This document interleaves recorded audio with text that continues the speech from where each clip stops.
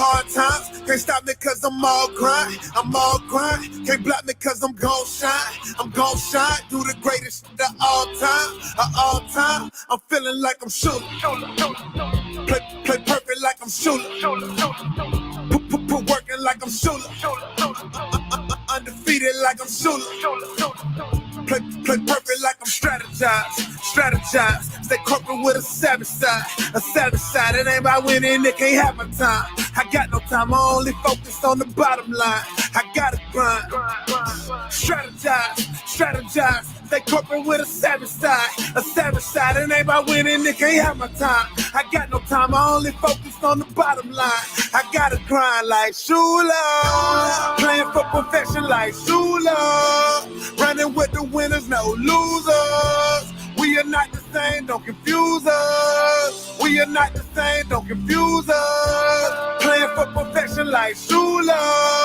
Running with the winners, no losers. We are not the same, don't confuse us. Don't confuse us. Hard times, can't stop me cause I'm all grind, can't block me cause I'm gon' shine, do the greatest shit of all time, I'm feeling like I'm Shula, play perfect like I'm Shula, put working like I'm Shula, undefeated like I'm Shula, play perfect like I'm Shula. Hard times, can't stop me cause I'm all grind, can't block me cause I'm gon' shine, do the greatest shit of all time, I'm feeling like I'm Shula, play perfect like I'm Shula, put working like I'm Shula, undefeated like I'm Shula, play perfect like I'm Shula.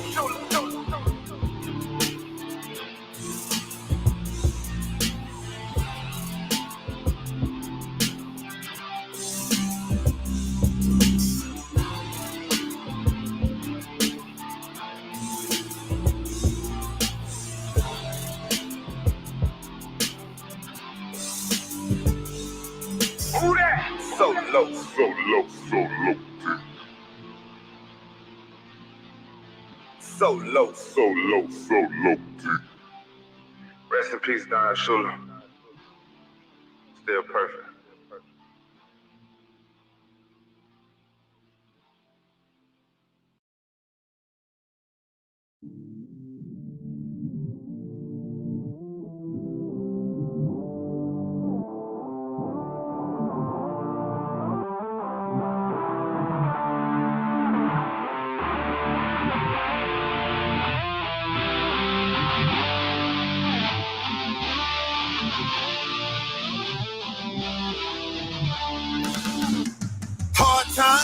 Hard times, can't stop me cause I'm all grind, can't block me cause I'm gon' shine, do the greatest shit of all time, I'm feeling like I'm Shula, play perfect like I'm Shula, put working like I'm Shula, undefeated like I'm Shula, play perfect like I'm strategize, stay corporate with a savage side, it ain't about winning, it can't have my time, I got no time, I only focus on the bottom line, I gotta grind, strategize, stay corporate with a savage side, it ain't about winning, it can't have my time, I got no time, I only focus on the bottom line, I gotta grind like Shula, playing for perfection like Shula, running with the winners, no losers. We are not the same, don't confuse us. We are not the same, don't confuse us. Playing for perfection like Shula,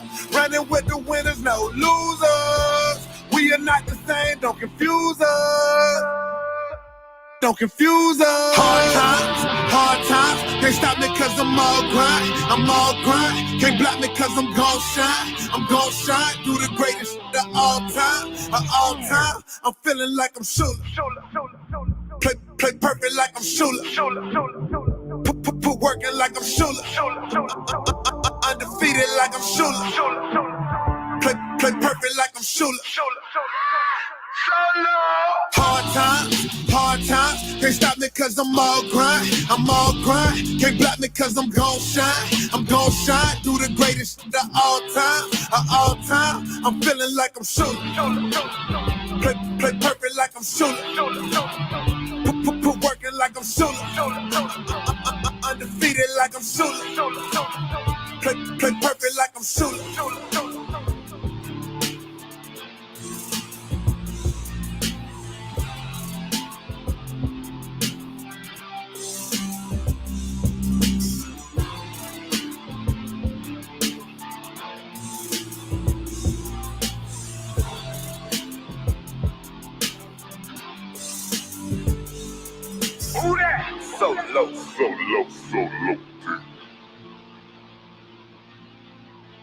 So low.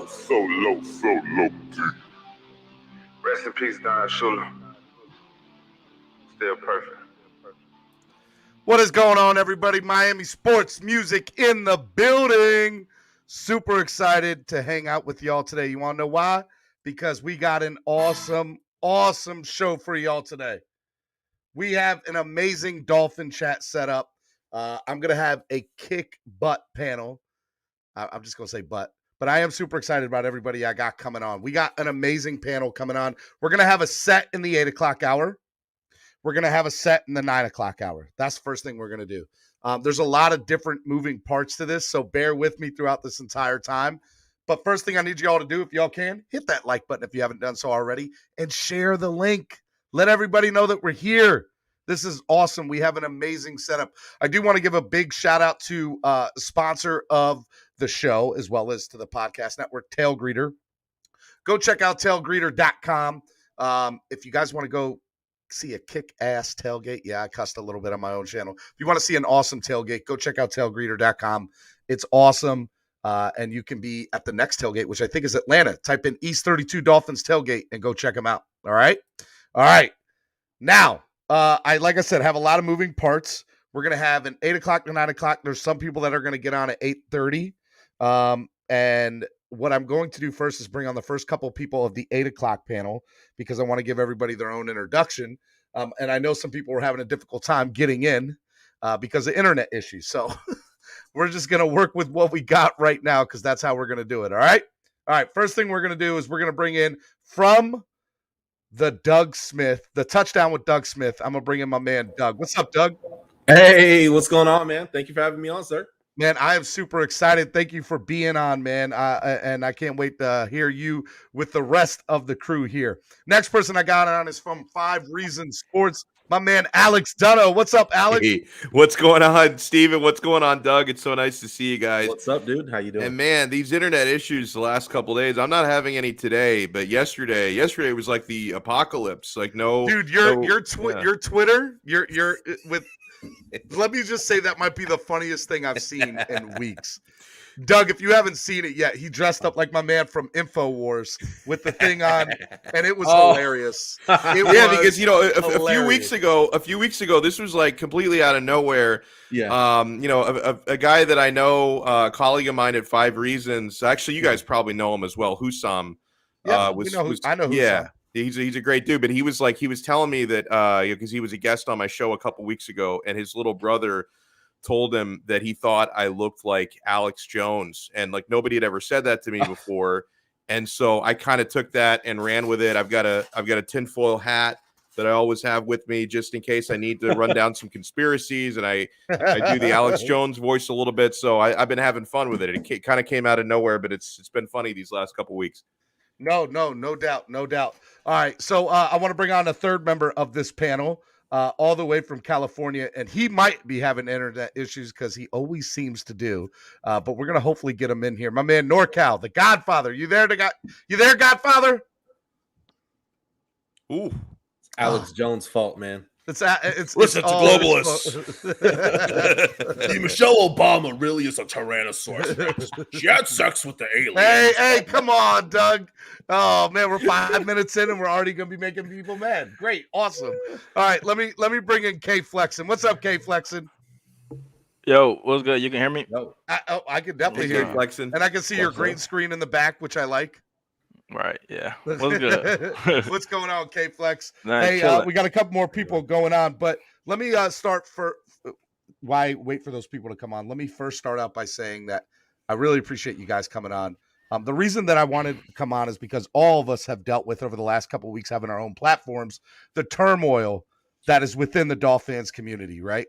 And so what I wanted to do is I wanted to have a platform where we could all come on and pretty much talk about DolFan Nation, because I think right now there needs to be some love and we need to bring some people together, but also realize that there's a lot of hurt going on. We're 1-3 right now. It doesn't look good on the horizon for next week. And let's call a spade a spade. Like, we've been dealing with this for the last 30 years. And people are over it. They're over it. There's no other way around it. So what I want to first start off is I'll go to each one of you and talk about your platforms of what you've dealt with over the last couple of weeks. And Alex, I'll start with you first. Oh man, yeah, it's been a rough couple of weeks. And Steve, I know we've had this conversation before. Sometimes people think that those of us who do Dolphins content creation or whatever team you cover, that like, oh, we kind of like it when they struggle because then we can be angry and the engagements go up. First of all, I don't really think that's even true, because to me, I think the engagements actually go up when the team's good and when the team's winning. Mm-hmm. And yeah, I would rather not be angry, right? Like sometimes, you know, based on the way they played the last couple of weeks, you get a little angry. I would rather not be angry because I'm a Dolphins fan at the end of the day, and I love this team. So it's been really tough. I mean, people are looking in a lot of different directions within the span of a couple of months. You know, when we talk about kind of the pulse of the Dolphin fanhood, within the span of a couple of months, Chris Greer has gone from a guy who's, you know, he was amazing. He made all of these trades. He's awesome, to now public enemy number one. 100%. Like, because everyone praised him, like, oh, look what he got in return for Tunsil, and you know, look what he's getting for these trades. And then, well, how are you actually using those draft picks? So he's gone from like babyface to heel in a hot second. You know, people are certainly starting to question Flo, you know, based on you know, the moves that he's made at offensive coordinator and all the turnover these last few years. So, you know, Flo is no longer untouchable in the eyes of the fans. At the quarterback position, there's a lot going on. I mean, Tua's not even playing right now. And yeah, I would say 90% of the conversation on my channel is still, we're still talking about Tua. Yeah, absolutely. And listen, he lost the last two games. Yeah, and there's been a lot of conversation on my show about Deshaun Watson, and it's mostly my fault because I've stoked a lot of those flames because, you know, I've got a source that was telling me some things last week, and I'm still not doubting it. Although, you know, maybe he thought that it might even have happened by now. It obviously hasn't happened, but you know, I've gotten a lot of good information that's pretty consistent with what some of the big wigs are out there reporting. So that's obviously, it's fueled these conversations, right? I mean, Jacoby Brissett obviously has really struggled. You know, Tua hasn't even, you know, played now, and he's not going to be eligible again for until the Jaguars game. Exactly, so, over in London. All right, let me bring on Kflex. So Flex, you obviously upload videos on your platform, and you see a lot of the comments, and you're big on Twitter, which, by the way, I love your Twitter. My Twitter's crazy. I got the underrated Twitter. I got an underrated Twitter. Your Twitter's awesome. Go follow at Kflexin. Yeah, I just say what's up there by my name. What's good, Justice? Cap, Bleezy, Big Fight. I gotta say what's up there by say my name. You know, they be like. But, by the way, Kflexin, I just followed, man. I don't know why I wasn't following you already. Appreciate it. Yeah, I'm gonna follow you. I follow people back. Only people though. Sometimes I gotta be careful because some of y'all like Tua a little too much, and I can't be seeing all that. Like y'all just, if you want to admit when a team did something wrong, I can't follow you back. So explain to me, what have you seen on your channel within the fan base and everything right now? Really, here's the thing. What I'm seeing is that everybody's trying to blame one thing, like, oh, this is the problem, but reality, it's a combination of everything. And so, and everybody, like, I feel like people act like it has to be something, like it has to be coaching, it has to be, it's everything. Like, people gotta understand, like, nobody's wrong in the situation. It's everything. We're so messed up to a point. I don't know. I just don't know. Yeah, I totally agree. Doug, man, you obviously do your podcast that's catered to the entire NFL, but you have a lot of Dolphin fans that obviously follow you. Yes. What is the sense on your channel between fans? Because you and I have kind of talked about it off the record, just how crazy the fighting is going on between the fan base. Bro, it's crazy. We live in a generation where people want results now. You know what I mean? Like everybody wants the Dan Marino rookie year, Ben Roethlisberger rookie year, Russell Wilson rookie year, and it doesn't always take that. So that's one thing. Second thing is like people didn't take into account with COVID last year and stuff like that. Then Tua gets injured and it's his fault. You know what I mean? It's like Kflexin took and said. It's a combination of a multitude of things. It's horrendous play calling. It's number two. We have two offensive coordinators. I can understand we had a good offensive scheme. We don't. You make it double worse. Even though supposedly Eric Studsville's doing majority of the plays. Still, I don't like that. O-line is terrible. And Coach Flo, he is a defensive genius. But you know what? He has a kryptonite. Superman does have a kryptonite, and it's finding a yin to his yang. He's a great defensive coach. He doesn't surround himself with great offensive minds. So it's really frustrating. And I hate it because, on my show, shout out to my co-hosts, Adrian, Mike, and Isaac. But, they're all fans of different teams. So I get a lot of, I told you so. I know Tua wouldn't do good. I'm like, they don't pay attention to my team like I pay attention to my team. But I guess the next question I want to bring up to the panel is, what do we not know? Because for 30 years, we've been – this is the year, guys. We got it. Ryan Tannehill's going to be the guy. Okay. All right, Adam Gase is here. Adam Gase is going to be the savior of our franchise. Nope, not Adam Gase. Tony Sperano, another field goal. Let's go. Another field. Like RIP to Tony Sperano. But at the end of the day, I feel like every year we think, okay, this is the course we're taking. Well, I believe that we're seeing more fighting in our fan base now because we went from a 5-10 team to a 10-5 team, and we were supposed to go up this year. And now all of a sudden we are 1-3, and like it just looks like it's all going downhill, and this should not be the case. So are we freaking out? Because it is year 3 of a rebuild, but we should be getting better. Am I not right about that? So anybody could take that. Yes, I took the liberty there. Yes, 100%, especially, and the season's still early, so I don't want to make it sound like I'm throwing in the towel on 2021 because we've seen this team have poor starts before, and it kind of tends to be a Flores trend to kind of hit their stride later in the year. I was hoping that it would start out differently this year, but yeah, listen, after 2019. They really overachieved, just winning 5 games like that. You saw the first handful of games when they were getting blown out left and right. That didn't even look like an NFL roster. Like the fact that they found a way to win 5 games was downright miraculous. They doubled their win total in 2020. So then we're thinking in 2021. And listen, we knew that the first stretch of the year was going to be tough, that the schedule was disproportional. But listen, they won the New England game, which was great. I was expecting, a lot of folks weren't. I wasn't expecting them to beat Buffalo, but they look like a college team in that game. And then, the Raiders game, they can win that if not for some dumb mistakes and also some bad refereeing. But, listen, it shouldn't have even gotten to that point in overtime.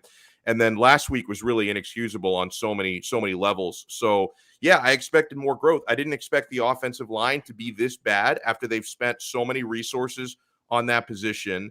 I really expected the play calling to be more consistent and more aggressive. We all thought that Chan Gailey was like the problem, and it turns out, hey, maybe I feel like I should apologize to Chan because Me too. I straight dogged him on my yeah, and I'm not saying platform. I miss him. I'm just saying that history is looking kinder on Chan Gailey than we thought. So and all the high draft picks the Dolphins have had the last few years.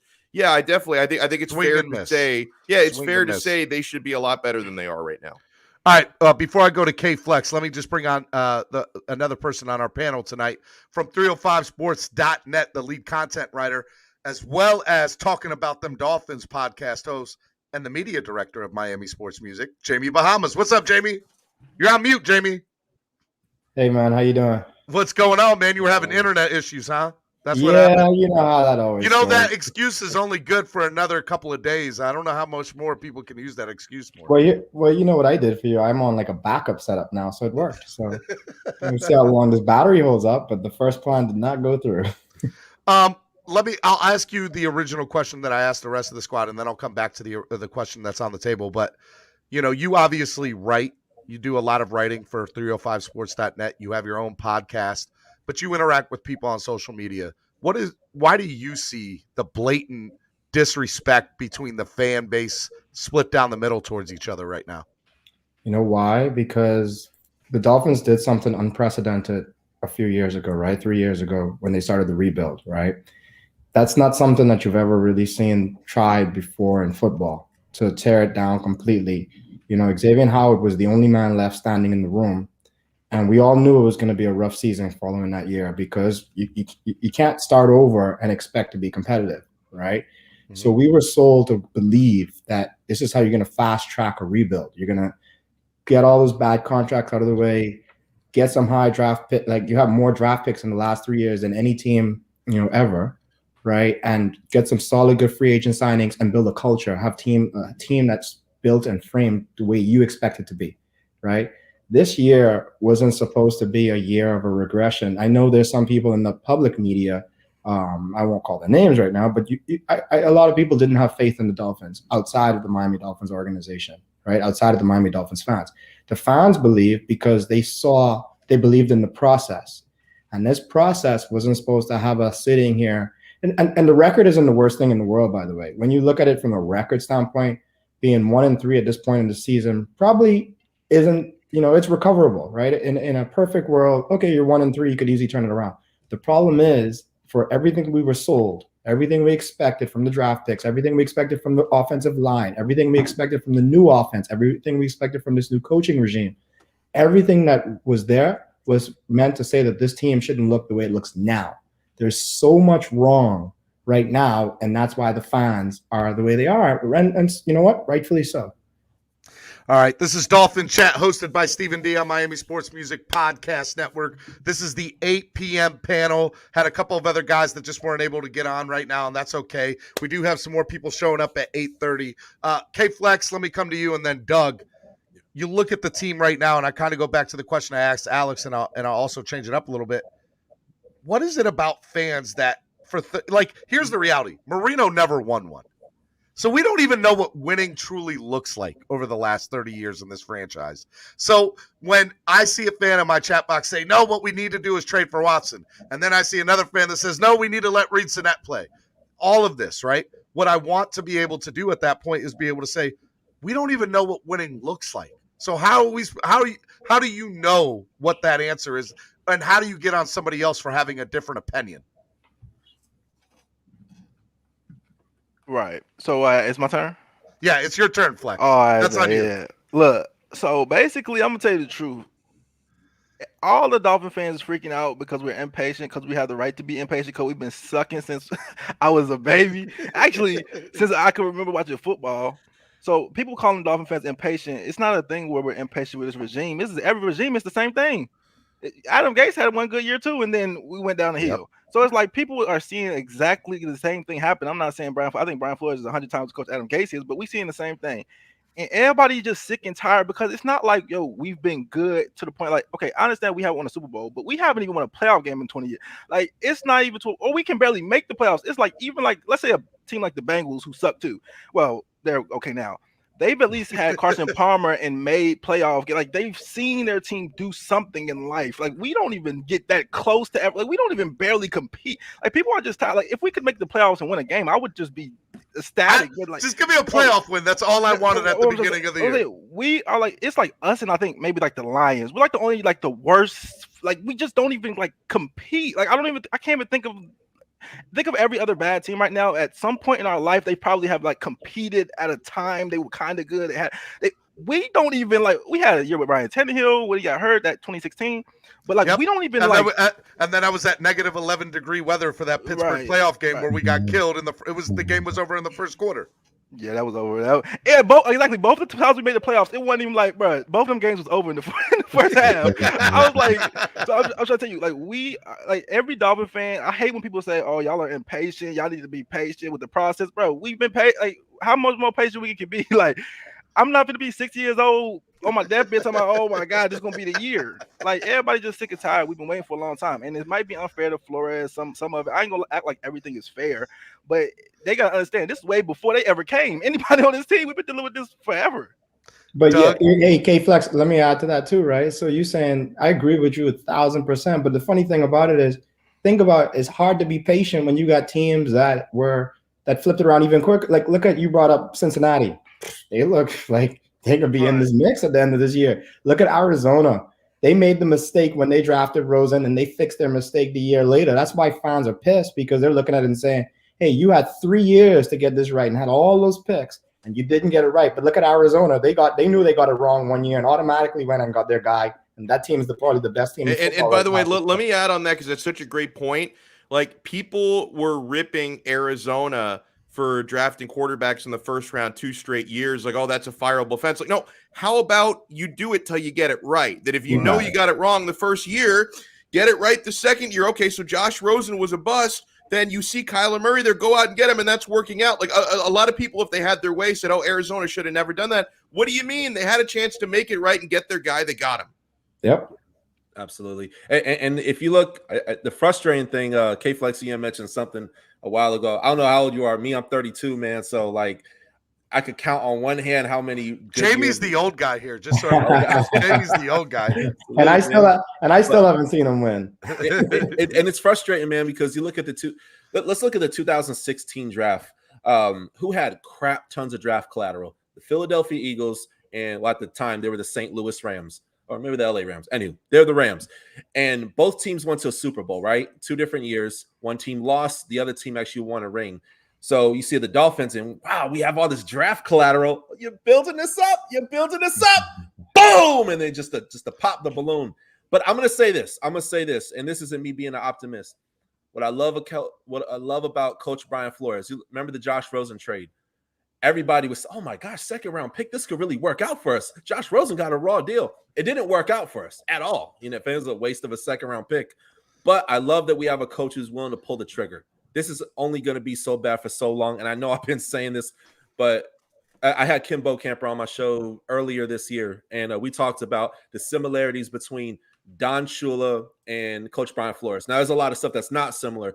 But as far as their mindset and building a championship-winning team, there's something about Flores. He knows what he's doing, but right now it's just bad, and he needs to figure this crap out quick. But Doug, here's the deal, though. I hear you there, right? And I want to ride with the optimism too. But I'll tell you one thing I noticed on Sunday that scared me. Mm-hmm. So when the Dolphins were struggling through that whole game with the 3 points, and they were, until they started to like open it up at the end, just like they did in the Oakland game, something I saw really disturbing. If you go back and rewatch the game, you'll see it. Look at one of Parker's first catches late in the game where he caught it over in the sideline and ran out. His body language, even on a catch, was so dejected. Like he was frustrated with what was going on. That's a guy that's starting to think like, man, we were supposed to be it. And this is what we're dealing with right now. This is the frustration level. Like, and probably we don't know exactly what's going on in his head, why he felt that way. But he might have been like, this is what I've been telling y'all we should have been doing all game, or why aren't we doing this, or whatever it is. But the problem I have when you see that body language, that means those guys are on the brink of giving up themselves. They're on the brink of saying, no more, let me go somewhere else and do this. We ain't it. And if that happens, that means Flores doesn't have that. You've seen players quit on coaches before. It's happening pretty much every Dolphins coach we've had in the last happening decade. in Jacksonville right now. Exactly. Urban Meyer is going to get 4 games, maybe 5. That's it. So that's overrated. If we drag it out, leave Urban alone. I see what you're saying. Yeah, I would love to. I'd love to be a fly on the wall in that locker room just to hear, like, what are those? Are they yelling at Coach Brian Flores? Is he losing the locker room? Remember last year when he rushed the field to go fight the Cincinnati Bengals, the whole damn team, and he was like the most respected coach in the league. Like, man, for all of us, we were like, oh my god, I love this guy. I was in the same boat. All right, let me change subjects for a second to the owner. Yeah, because Stephen Ross is the owner, right? And we saw. For those of us who were watching the game at home and on TV, his facial expressions is sitting next to Roger Goodell. And I look at that and I'm just like, what else can he really do? Because I feel like as an owner, he has truly tried to put a winning product on the field. But when is enough? Like, I feel like you have Dan Marino there. Like, if Marino, let's use the Herbert, for example. If Marino wanted Herbert, which there's a rumor saying that he did, why wouldn't Ross listen to him and say, hey, look, this is what we're going to do? Because I don't understand how you can keep on picking the wrong person, the wrong GM time after time. And I'm not saying that Greer's the wrong GM, but right now it doesn't look good. So can somebody answer me why that is? Did you just say Tua was the wrong pick? I'm not. Oh, it's on record. See, Chat. It's on record. Chat. See? Hey. Flex, you can't do that on my channel, man. You just broke the golden rule. I know better than say that. They're gonna get him. They're gonna get him in the chat. I mean, the whole point of this is to bring fans together. Nah. I'm just trying to ask. Look, Stephen Ross is getting a lot of the blame from the fans on this. What are your thoughts about Ross? I don't think he should be blamed at all. And I know a lot of people are going to come for me for that. Stephen Ross is an owner, right? As an owner, I think he's done what he was supposed to do. You pony up, you give the money, and you hire somebody to make these decisions for you, right? He's not a football guy, right? He's a football fan, to be honest with you, and he wants to win. But if he can't trust and spend all that money and trust that the people he hired to make the right decision are making it, the only one thing he should do then is replace those people. He shouldn't get involved. So if he really believes that this is it, then Greer should be gone. And that's the only thing I would say. But if he's keeping Greer around, that means he probably still has some faith or trust in Greer. He brought in Marino. Maybe he has some faith and trust in that. And that might be his flaw. Time will be the judge of that. But as far as an owner, you can ask for more for what this guy's invested in the facility, invested in bringing the training thing there, investing in anytime these guys say open up the pocket for this free agent, they've always been the guys that spend the most, right? So I think he's done everything he should do as an owner. I think you hit the nail on the head. At times I feel bad for Mr. Ross, and he does deserve some of the blame here, right? Because throughout his tenure, he's trusted some of the wrong people because he gave Jeff Ireland way too much time, for example, way too much time. Probably gave Adam Gase too much time. Oh, Tannenbaum. Oh my God. So listen, I've got to blame Ross a little bit. I've got to blame Ross a little bit. But I feel bad for him because of what you were saying, Jamie, that he has spared no expense. Like he's not using his pro football team like an ATM the way that some owners do, where it's like, whatever. I'm going to be really frugal. I'm going to use this as a cash register for me. We got all the revenue sharing, the merchandise, the TV deal. No, look, he has cut every check that he felt necessary, including really improving the facilities in the stadium, let alone signing free agents and trying to find the best coaches and GMs. So like he's trying so hard. So I try to be very careful if I rip Stephen Ross because he really is trying. And part of this is probably unlucky. Did he stick with certain wrong GMs and coaches way too long? Yes.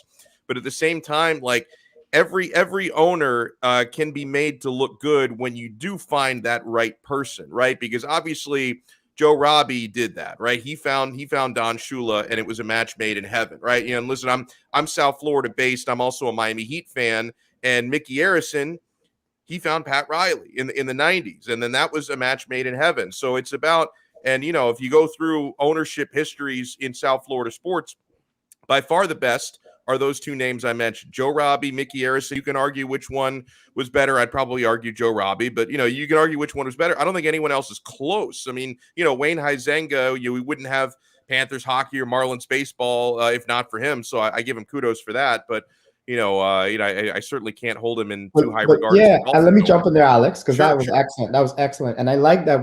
I was going to bring in that point about Wayne Huizenga, right? Notice how when you were giving all that praise, when you're talking Dolphins, you didn't give it to him, right? It was a nice comparison, and that's the only reason and I agree all your points where Ross should be blamed and where he should get credit, right? But Wayne Huizenga, one thing that people don't remember, you guys call me the old guy at the table. One thing we faulted him for was he had all he had to do was invest a little bit more. They were always saying, look, give Marino give him a running back. Open up the checkbook now. You're only missing one piece to make this team over the top. And you know what he always looked at? He always looked at his checkbook. To him, it really was a business. To him, all his other businesses were in rental, like rental facilities and things like that, right? He looked at it as this was a bottom line. Yeah, okay, I own the Dolphins, but he wanted it to make money for him, and he wasn't going to go out and spend more than he thought he needed to do that. Ross, being a businessman also, but in real estate, you could see the fan side of him where he says, you know what, I want to see the Dolphins get one. And Ross isn't a young guy too. I know he knows mortality is there, right? I know he knows he doesn't have a decade or 2 decades to see it, right? I could see the pain in his face on Sunday. Like he just looked hurt. He looked and I've hurt. seen it before. It's like every 3 years or so we get that look. Like it's the same cycle. Every 3 years you get the crowd shot of Stephen Ross looking like that, and I feel bad for him in that regard. All right, let's go ahead and let's bring Steven, up. let me say one thing, right? I was sitting with somebody during that game, and I turned to them and made the exact same statement. They were sitting there and they were pissed. They were like, "Man, this feels bad. This feels like the 1-in-15 season all over again. I know it's not the same, but it just has that feeling, right?" Not saying they weren't saying that we were going to win one game. They're just saying the pain of what they're watching. It was dreadful, right? And I turned to them and I said, "You know how you feel right now? Imagine Stephen Ross, who just invested $500, $600, $700 million to make this right. Imagine how he's feeling right now looking at the same product." And that's why I agree with Alex, where I feel bad for the man. All right, let's talk about what do the Dolphins need to do right now. Do they keep on the track that they're going? Do you stay where you're at, or do you make a humongous trade for a Deshaun Watson, or do you do something even more drastic? Because Alex hit the nail on the head a few minutes ago. You took too long with Gase. You took too long with Tannenbaum. You took too long with Jeff Ireland. Do you pull the trigger quicker now because you're over it? You want to see a win, a winning team on the field. Pull the plug quick on who? You tell me. Is there anybody that you would pull the plug on too quick? Doug? Our two offensive coordinators, man, that's BS, man. Find somebody. You can find a 10-year-old kid playing Xbox, playing Madden for 3 hours. We'll probably get better results. I'm disgusted. So I'll start there. And then I would say at least 2 of our old linemen, man. We're so much stacked up with offensive players. Let's try to get, a halfway mid-range O lineman, man, to get halfway decent blocking. And then maybe I'll start there, man. But a statement, I know people are like, Dolphins making a statement. They traded Jakeem Grant. Man, we had some great memories with him. God bless that man. But we need to make a lot more moves than just Jakeem Grant. So that's my opinion. Doug, you're spot on, right? There's the funny thing is everything's wrong with this team right now except the defense, believe it or not. The defense is getting a bad rap. They're ranked one of the worst right now in the league, but they are because the offense is so inept. They're trying to hold on all game. So they are going to give up yards. They are going to give up points. And the Buffalo game didn't help, right? So the defense is getting a bad rap, but the defense honestly is solid. Any team in the league would take our defensive unit and be happy. They would probably not have lost a game so far, any other one, right? So now that part, when you brought up coaching, you're absolutely right. Like, it's so funny, right? So I know Steven asked a question in 2 parts, by the way. He's asking, what I heard there was, what do you do right now to fix it, or do you blow it up? Is kind of what I heard, right? And I'll answer both. I think after this season, if this is what the product is, I know we're talking, the one good news is this early in the season, right? We're to the first quarter of games, right? So the one good thing is possible to be fixed. Does it seem hopeful by what we've seen? It doesn't seem so great, but it could be fixed.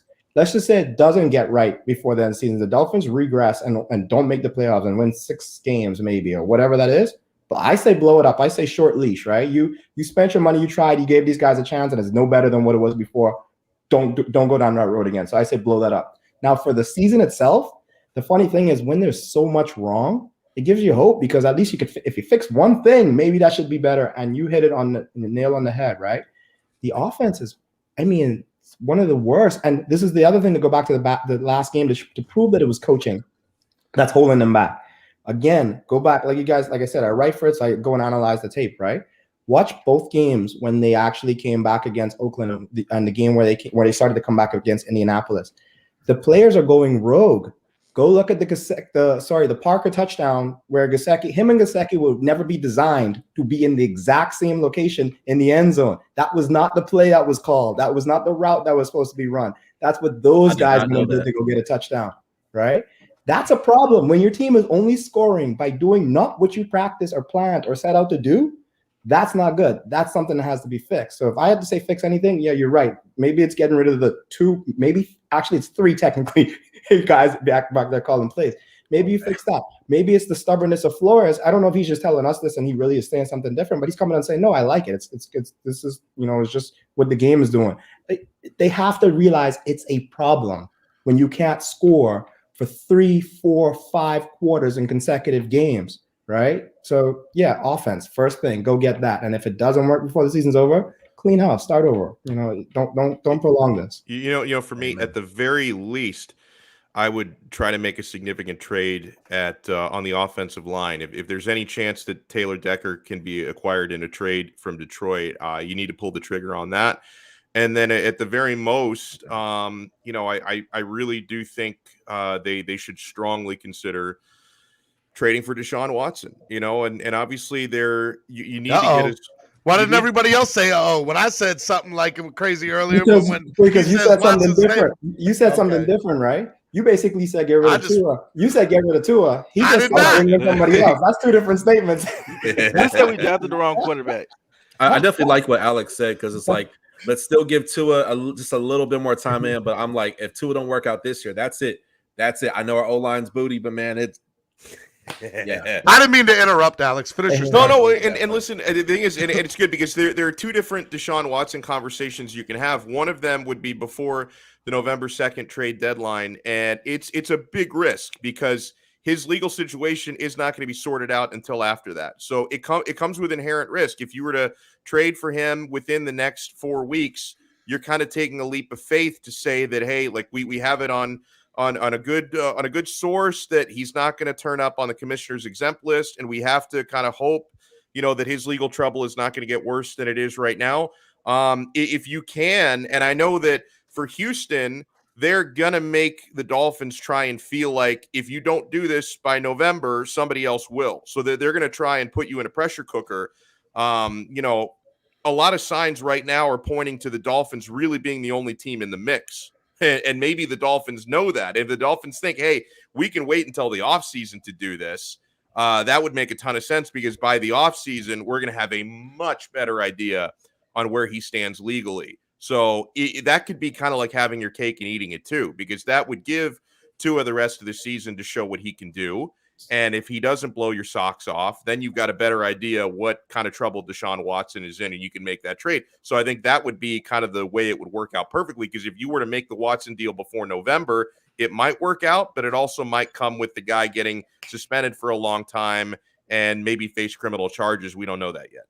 So all of that makes sense, Alex. The only thing there, though, that because Deshaun Watson, we've seen him torch the Dolphins, we've seen him torch the league. We know he's a great quarterback, right? That's proven. He's not going to not be a great quarterback, right? That he is what he is, right? Yeah. The only thing that scares me though is I honestly don't know who would succeed in this Dolphins offense with the play calling they have and the way, like you talked about, with the offensive line, because we have proof of that too, right? Jacoby Brissett, we know he's not the greatest quarterback there is, but we've seen him play for New England, we've seen him play for Indianapolis, and he did not look the way he looks for us. Right, he wasn't the guy struggling to finish one single drive in a game. Right, he looked better than that.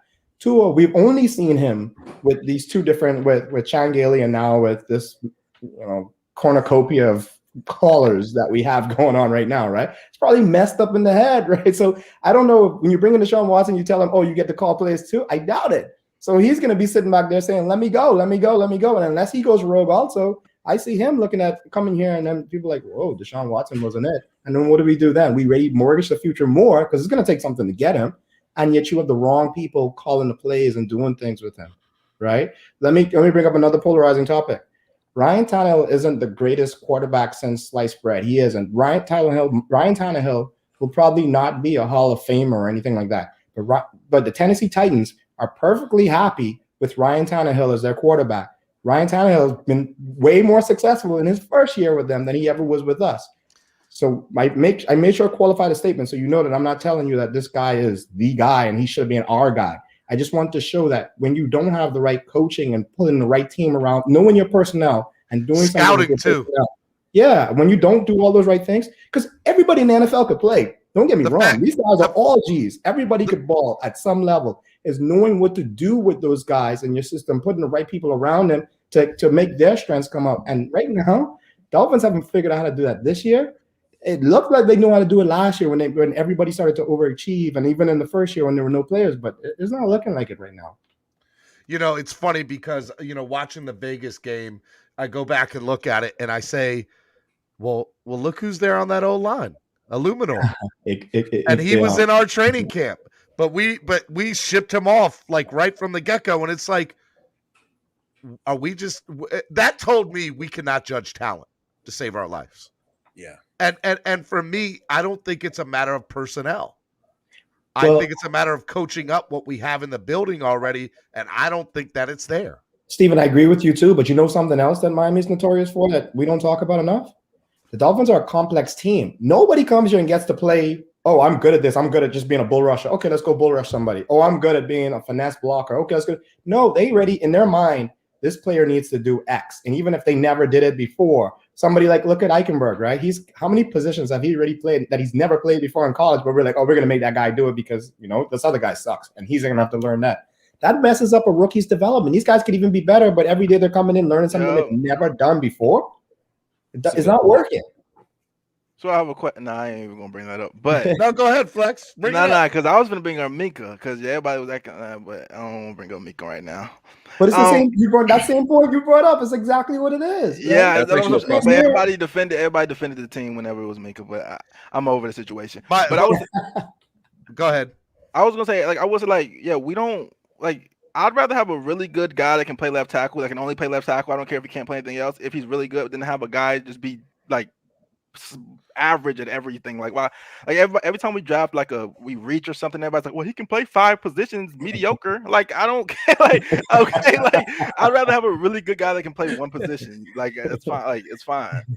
Give me a Taysom Hill, please. I'll take Taysom Hill. Real quick, I appreciate everybody in the chat, but we'll have to. My wife put something in the chat, and I got to be a good husband.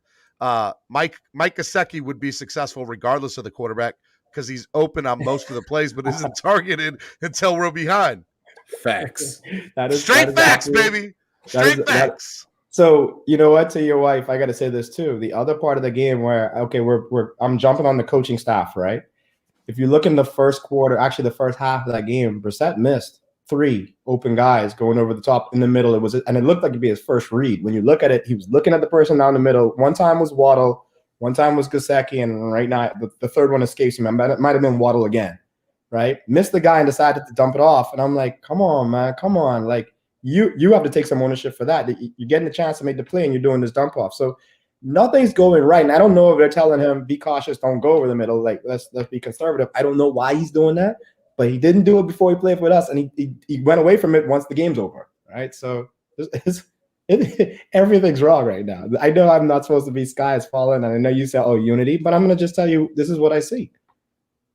Yeah. Hey, look, I totally get that. All right, let's kind of move on to the next subject of where do the Dolphins go after this week? Because look, I don't want to say that we're going to win or lose, but it don't look good this coming up week against Tampa. Let's call it what it is. So we're going to sit Flex just shaking his head. So we're going to sit at 1-4. I don't want to give us the loss already. Anything could happen any given Sunday. But let's say we do lose on Sunday. It's going to be tough making a trip across the pond to go play in London and then do that. I don't care if it is Jacksonville. Like, what happens if this team loses this week coming up and we're sitting at 1-4 with a trip to London on our hands? Oh man, Steven, why'd you do that, man? Why'd you bring people to the impending doom? The impending doom, man. Why? Because I truly think that if we lose this weekend, I don't think it's the end of the world. But I will say that this London game will be very important. So statistically, you're right? I told people this. The problem right now with the Dolphins season is the games we lost were some of the ones that we really needed to make this even turn this thing around. We lost so many games against AFC not competitors, but just teams within the AFC at this point. And the way the season is going, there's going to be a jumbled mess at the end. Kansas City is not going to sit around at the bottom all season. So that their whole division with Oakland and with the Chargers and Denver, that's going to be 3 teams already in there fighting for wild cards that are beating up on AFC teams that even if we make a run somewhere, the tiebreak is not going to be in our favor there, right? So when you look at the season, if it came out and you told me, okay, the Dolphins started 2-2 and they're going into Tampa. Okay, I mean, I want them to win. There's a possibility of them winning, but going 2-3 in that game, okay, cool, especially if they beat up on 2 of the guys before. Having dropped all those games, and then this one, again, this is the one you could have afforded to lose before, but right now it's go time. You have to get everyone you can. And here's a disheartening thing too, though. So New England what scares me now is not even Tampa anymore, right? I know it was a downpour. Jacksonville I know it was emotional. No, but listen to this, right? I know it was a downpour in the Brady return game. I know it was an emotional game that was wrapped up in there, but New England looked pretty good against them, which tells me New England is moving in the right direction. Which tells me is by the end of the season, if all holds out, you're not looking at the same New England team that you played at the beginning of the season. So I'm not even afraid. The Tampa's not what's bothering me. What's bothering me is everything else around them that they have to win. The New England games, division games are must win, right? And we're looking like we're going in the wrong direction when all the other teams are going in the right direction, the ones we played and the ones we haven't played yet. It's so crazy. Doug, your thoughts? Yeah, the secondary in Tampa, that's their Achilles heel. It's even with Richard Sherman coming back, he looked lost. There was some penalties and stuff. But obviously they won the game and whatnot. They edged out the Patriots. But even with that, and that's just me kind of nitpicking, they're still a championship team. They're poised to make it back again this year, potentially. NFC got a lot better. But anywho, to my point, I don't. It comes down to the play calling. He can't say it. Stephen, it comes down to play calling. Question. The people got to get fired. I need to see more blood. I told you I was going hard in this panel. Y'all didn't want to believe me. I gotta say this. I gotta see more blood. I want to see people get fired and lose their job. But show the players you give a damn. When you show players you give a damn. Hey, swear jar, Doug. We have swear jar on the channel. Oh dang! Here's the players you give a darn. I don't think if we lose to the Bucks, nobody's gonna get fired, or nobody's really gonna everybody's gonna make excuses because at the end of the day, it's the Bucks. We not really ever supposed to win that game, even though they got the last pass defense. So, but I ain't gonna lie, we lose that Jags game, it's going everything's burning down, bro. I ain't gonna lie to you. Bumping and grinding Urban Meyer. What is that? If we lose that Jags game, it's over with. And also, I think even if we lose to the Bucks, our season is almost over because you got to think last year we started off 1-3, and it's an extra game, and we almost played so perfect. At the end of the year, we dropped we dropped the Broncos game, but we played so perfect at the end of the season. Which we should have won that game, and we didn't make the playoffs. So that's what I'm trying to say. It's gonna be so hard. We gotta play almost perfect for the rest of the season. This is one of those things in the Bucks game, because Flex is totally right. You can make excuses the Dolphins are not supposed to or expected to win that game. I think it's going to partly come down to how you lose. Like if you play the Bucks the way the Patriots played the Bucks and you lose by a point or two and you're competitive and Jacoby Brissett plays really well and the offensive line looks better, then I think, Stephen Ross and the front office can come out of that and saying, hey, you know what? We're showing signs of improvement. Like we're going in the right direction when we were trending backwards in a couple of weeks. But if you go out there and you get smoked, then you've got to say we're still regressing. So two things with that too, and I agree, right? So, the famous saying, winning cures it all, right? The funny thing is this game probably couldn't come at a better time, right? Will they lose this game? More than likely. Are they going to be favored in this game? No. Are they expected to lose this game with everything they're doing right now? Yes, right? The Dolphins have enough, we're supposed to have enough talent to be competing for this year anyway. We already said there's one area of personnel where we think is deficient, right? The offensive line, they just need better players. We know that, right? But the rest of the team we think is intact, and we think coaching and just play on the field flat out is killing them. If they were to fix those things, we saw, New England just give Tampa a run for their money. If the Dolphins did the unexpected and put a W up here, I'm going to be Mr. Positive for a minute since I know I was negative the whole time, right? This could be what cures it all. If you fix the problems that you can fix and you go into a team like Tampa and get that win, that could spark a run. Yeah. That could cause you to go into Jacksonville and crush them now. That could cause you to keep it rolling, go into Atlanta and crush those guys now. You string up those three wins with a win at Tampa on the book end of it, the players start to believe again. All of a sudden, the offensive line is playing a little bit better than we thought they could ever play. The defense is feasting again. So the funny thing is, as much as the expectation is I wouldn't run to Vegas and put my life savings on them winning this game, winning this game could be exactly what they need right now and their last gasp at anything being this season. I agree. Spark a revolution in Miami. So you look at the team now. We're getting ready to come up on the trade deadline, and I don't necessarily want to go back to the Deshaun Watson talk, but does Miami make any more trades? We got rid of Jakeem Grant today, which, just so everybody knows, on my channel, I said from day one that he shouldn't have been on the roster and that it's the Kirk Merritt show. So I pray that Kirk Merritt gets activated to the 53 because I am the president of the Kirk Merritt fan club, okay? That man's gonna do some big things in Miami. I'm just letting y'all know this. Y'all can I don't know keep what's the up with receipt. y'all and Kirk Keep the Merritt. receipt. I love Kirk Merritt. Why I'm, can't you I'm hoping it's Preston Williams, to be honest with you. I hope he's healthy, and I hope he joins back the roster. But do you see any other trades that the Dolphins make at all, whether it's to get somebody in here or get somebody else out of here? I would have to say we got real deep wide receiver room, and I mean, let's just say I'm gonna sound like a villain for a second. What if we traded Mike Gesicki? It's his final year. He's gonna want a big contract next year. We could possibly get one, maybe two good O linemen to start right away. Maybe Here's I'm my being call. over optimistic, but I want to see Mike Gesicki stay because he's one of my favorite tight ends in the league. Or maybe a Devontae Parker. You know what I mean? There's been times where he has been a little inconsistent. What if we traded him? Here's my thought on that. Right, you trade in the middle of a season usually for two main things. Right, if you're a buyer, right, is either your team lost somebody to a major injury and you already were competitive. Right, you already knew you need to go, and you're like, oh crap! Just if I can't plug this hole right now, I'm gonna lose a season where I knew I could have done it. Right, like if Kansas City were to lose, I don't know, one of their stars, Kelty or somebody right now, I'm sure they would be like, we got to make a move. Like, look what when Baltimore started losing, bleeding running backs left, right, and center. Like, no, we can't do this. Because they knew they have a squad, so they're going to do something in the middle of the season to go fill that gap.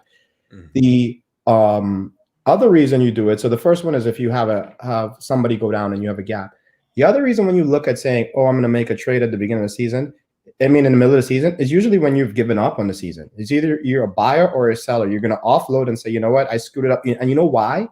You don't fix your team in the middle of the season. If you got into the season, not in football, you don't get in the middle of the season and say, oh, these two pieces right now in the middle of the season. I had all off season. I had 100 and something players to cycle through, hundreds of players to cycle through, and I didn't find the right one. And now in the middle of the season, I'm deciding that's the guy that has to do it. It doesn't look good on your GM, especially if you're floundering with one win. And two, it doesn't work. I don't care what O-line you bring in right now. You're going to need more than just one of them. What are you going to pay to get them in here? Who's going to give it up to you? So it just typically is unorthodox. It doesn't happen. So do I see them making a big trade where it's going to blow our minds? Aside from the quarterback thing that has been rumored forever, I just don't see it because they're not fitting any of those categories yet. They're not the competitors saying, oh, we're missing that one piece. And they could very well be sellers at the deadline if they realize, oh, well, we get a chance to try to fix this again next year. So we'll see, but I don't see another big one. I see is either purging the roster probably. Alex? Yeah, I couldn't have said it better myself. I do agree with some folks in the chat. To try to look for some O-line help. I don't know exactly what the asking price would be for Taylor Decker, but I'm really hot on that. I'd love to see him here. I also think that Detroit people are not expecting him to get traded this year, so we'll see. But that would kind of make sense to me. Other than that, I think Jamie hit the nail on the head that it doesn't now, and maybe if they do win in Tampa, then that kind of tells them, hey, like we're maybe a couple of areas away from fixing this. But I think he's spot on. And in this league, you don't typically see blockbuster trades get made at the deadline anyway. And then you throw in the fact that it doesn't look like the Dolphins are going to be in position to be buyers, and I hope they're not in position to be big time sellers, that maybe we shouldn't have very high expectations. Want to give a big shout out to Pete for donating to the channel. You guys sound ready for the draft. I'm telling you all, Miami's winning the division. For Will, four will save our season and be eased in the second half versus Jags. Four, I think he means Deshaun Jackson, but Deshaun Watson. Yes. So yeah. Deshaun Watson do save our season, but I don't think we're gonna go. Is there any let's talk about it real quick. Is there any likelihood that it happens? I think so. Deshaun Watson. I don't know. I don't have no type of no sources. I just be reading the internet. I just don't think it's gonna happen. I'm honest though, but I just be reading the internet. I just don't think it's gonna happen. It's just too good to be true type of thing for me. If it happens, I'm gonna cry. Yeah, no, I absolutely do think that there is a desire on the Dolphins side to do it, and I think a lot of that desire is coming from ownership for all those reasons we talked about when we were talking about Stephen Ross. I just think that there are two things that are holding it up right now, and we know how this stuff goes. This can all change this can turn on a dime, right?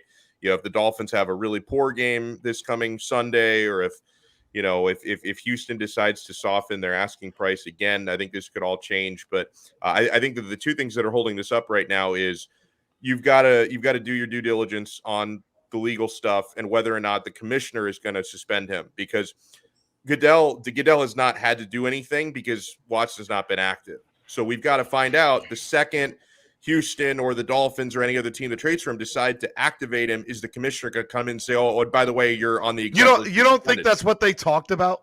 I feel like sure that was a conversation. I think he asked. I'm sure it came up. Asked the question. Yeah, and he probably said, "I'm not answering you." I think. Yeah, I'm sure it came up, and I think that's one of the things holding it up. And I think another thing holding it up is everything makes it feel like the Dolphins are really the only team that are in the mix right now, and Houston would probably like to try to get somebody else in the mix, because Philadelphia, or according to Jay Glazer, are not in it right now. They were interested. Apparently they're not right now. I'm sure for leverage sakes, Houston would like to get another team interested to try and create a bidding war. So I think that's holding it up, because Houston's not in a huge rush to do this until 4 weeks from now, and a lot can change in 4 weeks. 100%. All right, guys, we're coming up on the top of the next hour. I do want to say thank you for being on the panel. Would anybody like to stay for the 9 o'clock panel? If so, let me know. But otherwise, I would love for all of you to promote your platforms, your social media. We'll start with Doug. Absolutely. Hey, thank you so much for having me on, Steven. This was awesome. Alex, Kflexin, Jamie Bahamas, man, thank you. Super nice meeting you guys here today. Kflexin, I've been watching the show for like 3-4 years, man. Huge fan. I don't always comment, man, but appreciate it. Yeah, good stuff, man. But yeah, man. So you catch me on the Touchdown with Doug Smith. We cover all 32 NFL teams, occasional NFL interviews as well too. As you guys see, we got my war rag on here today. I'm a diehard Miami Dolphins fan, so I put a little extra love when I talk about my team. Yeah, just catch me on YouTube, the Touchdown with Doug Smith, Google Podcasts, Apple Podcasts, and also as well Spotify, the Touchdown with Doug Smith. Check me out. My man. Alex. Again, thanks for having me. If I could stick around another hour, I would, but I'm starving and I haven't had dinner yet, so I got to go fix that in a couple minutes here. I stream daily on 5 Reasons Sports YouTube. We go live at noon, although I'm probably starting next week going to move it back to 3 p.m. because that time works a little bit better for me and for one of my producers. So starting Monday, we're going to, I think, move it back to 3 p.m. But for the next few days, 12 noon on the 5 Reasons Sports YouTube Donno channel. Daily, go check it out. It's awesome. I love your show. I watch it every day, bro. Thank you. Jamie Bahamas. So, of course, anywhere Miami sports music is, I am. But also on top of that, with 305sports.net, guys, please go check it out. It's not just me writing for 305sports.net. It's all sports Miami, from Marlins. I mean, actually, all the way from high school straight up to the pros. Any sport that happens in Miami, they cover it there. Some excellent writers. So not only myself, but the whole team at 305sports.net. I want to say thank you to this, Steven. This was awesome. Great job. At Miami Sports Music, where else can you see something like this where you have these great minds? Like I love, going back and forth with Doug, Alex, and Kflex and the perspective today. It was great to hear how, things aren't great in Dolphins land right now, but it was, good hearing the truth and hearing some good perspective, right? It might not be over yet. And I hope the fans heard that today. So I really enjoyed this today. So thank you guys. Steven, I will also be out, but I will be watching. All right, I love you, brother. Kflex, end it with you. Oh. And we got people in the back room, so wait for the 9 o'clock, guys. Don't leave, don't go anywhere. We got a whole other panel coming up here in the 9 o'clock hour. But go ahead, Flex. Hey, real quick, shout out to the chat, McTavius, everybody, Angry Homie, everybody will do. But look, what was I supposed to do? Shout out my channel. Yeah. I have a YouTube channel, Kflex. I have a YouTube channel, Kflex. I talk about the Dolphins. I just, I'm pretty depressed at the moment, but most of the time I'll be hyped. But right now, it's nothing really fun about it. It's a pretty sad channel, but hopefully it'll get better. I'm just so sick of it. But at the same, what's up, Bleezy? Yo, yeah, but that's it. Like, I only got a YouTube channel, and my Twitter is pretty lit too. Go follow Kflexin. Hey, I just want to say each and every one of y'all mean the world to me. I'm all about spread kindness, positivity, and love, as you know. And all 4 of you have impacted my endeavors into doing this network as well as just my lives. And I love all 4 of you. So thank you very much. Thank you. Anytime, man. Thank you, man. All right. I'm kicking y'all off because we got more people coming up. Guys, if you ladies watching, whoever's watching, if you like what you're watching right now, go ahead and hit that like button. That's the first thing I need you to do. Okay. Second thing I need you all to do is share. Let people know what we're doing. Come on. Let them know. Let them know. And I think y'all are going to like the 9 p.m. panel. So if you guys want, you guys can go ahead and put your stuff in the chat. Use the hashtag Dolphin Chat on social media, and we'll get right to it. But let me go ahead and start bringing in the people for the 9 o'clock panel. First person we are going to bring in is the man, the myth, the legend, maybe the GOAT when it comes to YouTube. I love this guy. He is truly my brother from another mother. I would not be in the position I am today without him. We'll give it up for TDPhinsTalk. What's up, TD? What's up? What's up, man? Hey, I love the last show, man. Jamie dodging his smoke. I know. Jamie didn't want he didn't want that smoke, man. He didn't want no problems. He didn't want no problems. Trust me. All right, next person I'm gonna bring in is from East 32 Dolphins Tailgate, and he's a really good friend of mine, and I love the guy to death, and I couldn't do this without him. He's also look, all y'all, everybody up here is my brother from another mother. Let's just get that straight. But I do love this guy too, my man Cameron. What's up, Cameron? Hey, good evening, Steven. Good evening. TDPhinsTalk in the house, brother. How you doing? What's up, bro? I'm good, man. I'm good. Good to see y'all. Hey, man. All right, next we have the legend, one of the legends of Miami talk, Miami hip hop, Miami music, Miami sports. Y'all see him on the field every Sunday at Hard Rock Stadium when the Dolphins are home with the camera, with the man in his hand. Y'all know him as he's the original Ice-T. That's what I'm going to say. You're the original Ice-T. My man Lorenzo Ice-T Thomas is in the building. What's up, Lorenzo? What's up, Steven? Lorenzo. Hey, Cameron, what's going on, man? How y'all doing, man? Thank you so much for having me tonight. Yes. I was on the field. It was hot and it was depressing at the same time on Sunday, man. For real. It was just as depressing in the stands, bro. Oh man, sheesh! But you know, when I'm out there, I can walk behind the bench, and I could just see the guys just like they want to say something, but they really can't. And but I mean, it's the best place to be on the field and being able to be taking pictures and things. That's the best place to watch the game for real. No doubt about it. All right, next person I want to bring on is from on the Phinside. Look, this guy right here, I actually did my first ever podcast ever years ago with this guy, and he is one of the kindest human beings you'll ever meet. I love him to death. We got to talk. We got to be together more often because you're one of the best in this business. You guys know him from on the Phinside. Paul Picken, what's up, baby? I miss you. I miss you too. Hugs from afar. Hugs from afar. I thought I was gonna have to huff and puff to get in this room here. Damn, we got a lot of people. I know.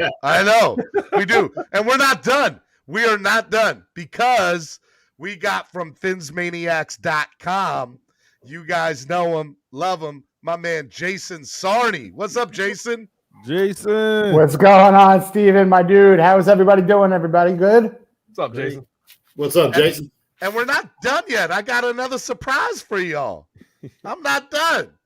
Y'all know him from DolFans United. My man DP is in the building. What's up, DP? Yeah. Yo. What up, man? How are you? DP. I think we're a little delayed there, DP. I was say we got a tape delay for DP. That's all. You got me? Oh, we got you. All right. What's up, man? Cool. You looked a little frozen. You were frozen there for a second. We didn't know if we had you or the fake you. We didn't know. Wait, Yeah, I was trying to get ready for y'all, man. Appreciate y'all I having feel like me on, Alice man. in the What's Brady up, Bunch. fellas? We start moving people around. I know I said Douglie would be on. I'm getting feedback from somebody up here. That's me. Okay. Just to let y'all know, I'm put yourself on mute real quick because I can't think while I'm hearing my own voice. Okay, so if y'all know, y'all don't see DouglieDoWrong up here. Douglie had an emergency to attend to this evening. Douglie's basement flooded. Wow. So Douglie's not going to come on, but Douglie does give his best regards and wants to be up here and everything like that. But he says he might try to come on for 5 or 10 minutes if he's able to, but he's dealing with a flooded basement right now. So give it up for Doug. Go show him some love. All right, we got one other person that's coming on, but he's taking a while to get in. Let me just start with the panel until he gets in. Guys, actually, we'll go ahead and bring him in now. My man, Angel Ortiz. What's up, Angel Ortiz? What's up, everybody? Hey, What's up? Angel Ortiz You too. is one of the founders of Valley Fanatics. You also know him from the Fire and Ice Combat Sports podcast right here on the Miami Sports Music Podcast Network. And he's a longtime diehard Dolphins fan. But I wanted to get a Dolphins fan in here too. And so I appreciate you coming on, Angel. Hey, thanks for having me, fellas. Thanks for having me. No problem. All right, well, let's start off the way we should just start off. The reason I brought this in, right, is because there are a lot of fans in here that were just upset with, like, I've never seen the fan base this divided, in my opinion. So I wanted to do this panel because I wanted all of us to come together on one platform to show that we can all get along, but also to kind of understand where people are coming from, because people are pissed and they have a right to be, right? We've had 30 years of mediocrity. We're the definition of mediocrity, and that's kind of where we're at and what we're doing. So let me start off with TD, and then I'll go around. TD, let me start off. Why do you think the fan base is so divided right now? We're divided for several reasons, but the number one reason why the fan base is divided because we thought that we had a team that would compete with anyone this year. We thought that we had a team that we've built from scratch. Last year kind of put on some blinders for us, and we were ready for wartime. You know, we felt like at a minimum 11 plus wins this year, and not to say that we still can't get there, but a lot of people had high expectations. And when you drop the last two games that we dropped, the Raiders and the Colts, all those expectations start to simmer down, because those are wins that the Miami Dolphin fans all around the world feels like we should be winning if we are a team that has arrived where we want them to be. And we didn't. We didn't. And not only did we not win, the victories for the other teams embarrassed us. They embarrassed us. It's one thing to go out and compete and play tough, but you get embarrassed by Buffalo, and then you come back and you let the Raiders go up on you by 10 points, and the coach, you feel like you can bounce back, and they embarrass you as well. So Dolphin fans are just embarrassed right now, to be quite honest with you. That's just the reality of it. And what happens when you're embarrassed and there's confrontation within the family? Everybody starts fighting. Everybody starts arguing about what we should do and what should be done next. So it's that simple. That's all I got for you. That's why the Miami Dolphins fan base is kind of divided right now. There's other reasons, but that's the biggest one to me. Paul, you obviously do your On the Phinside podcast, and each and every Sunday you see the people in your chat when you guys do your show.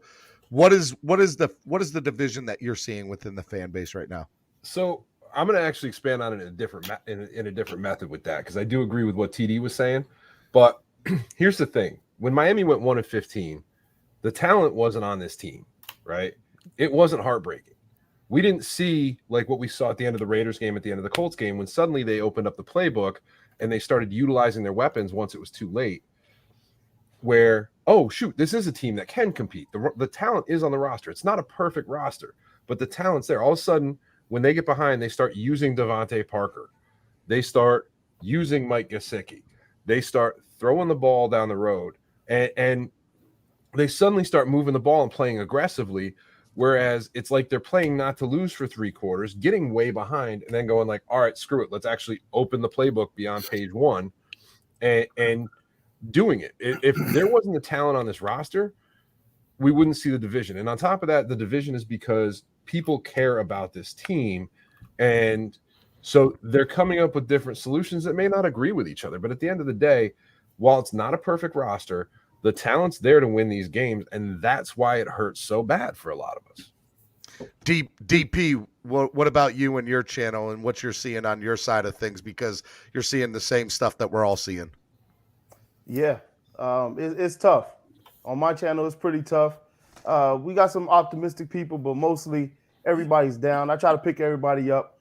If y'all know my style, I try to be a little bit on the lighter side of things. Try to keep it light. I joke a lot on my channel, and I'm very animated. It's not fake or anything like that, but that's just like that's how I like to be. And a lot of people, they're like, I appreciate that because I needed that moment. I needed that laughter and things like that. So I try to pick up my people or people that follow me on the channel. And, honestly, let's just be real. We suck right now. All right. And that's just the point. Yeah. And I'm pretty sure all of y'all could agree. Right now, we suck. All right. Doesn't mean that the season can't go well. Doesn't mean that we can't turn things around and we can't be good at some point. But right now, it is what it is. Like Bill Parcells used to say, you are what your record says you are. We're 1-3. I think it's possible we could be 1-4 by the end of the week. Hopefully not. Maybe we can have a That's So Dolphins moment and they pull out this win out of nowhere where we don't think they'll win with everybody counting against them. But, we are where we are. We got to fix it. I believe the fans are just fed up with the mediocrity. We've gone through this too many times. We've had too many resets. We just keep doing this same pattern. And it's like, well, when are we going to break the pattern? When are we actually going to have a competent coach, competent quarterback, OCs and defensive coordinators, everything work together so we can reach the goal of a Super Bowl? It's been too long. We're a story franchise. We want to be back on top. So I think that the fans are just getting a little agitated with, thinking things are going to be changing, and then boom, you get hit with a loss like the Colts loss, and it's like, we're back in the same trends again, and it's just trying to break that cycle. Let me go to Cameron.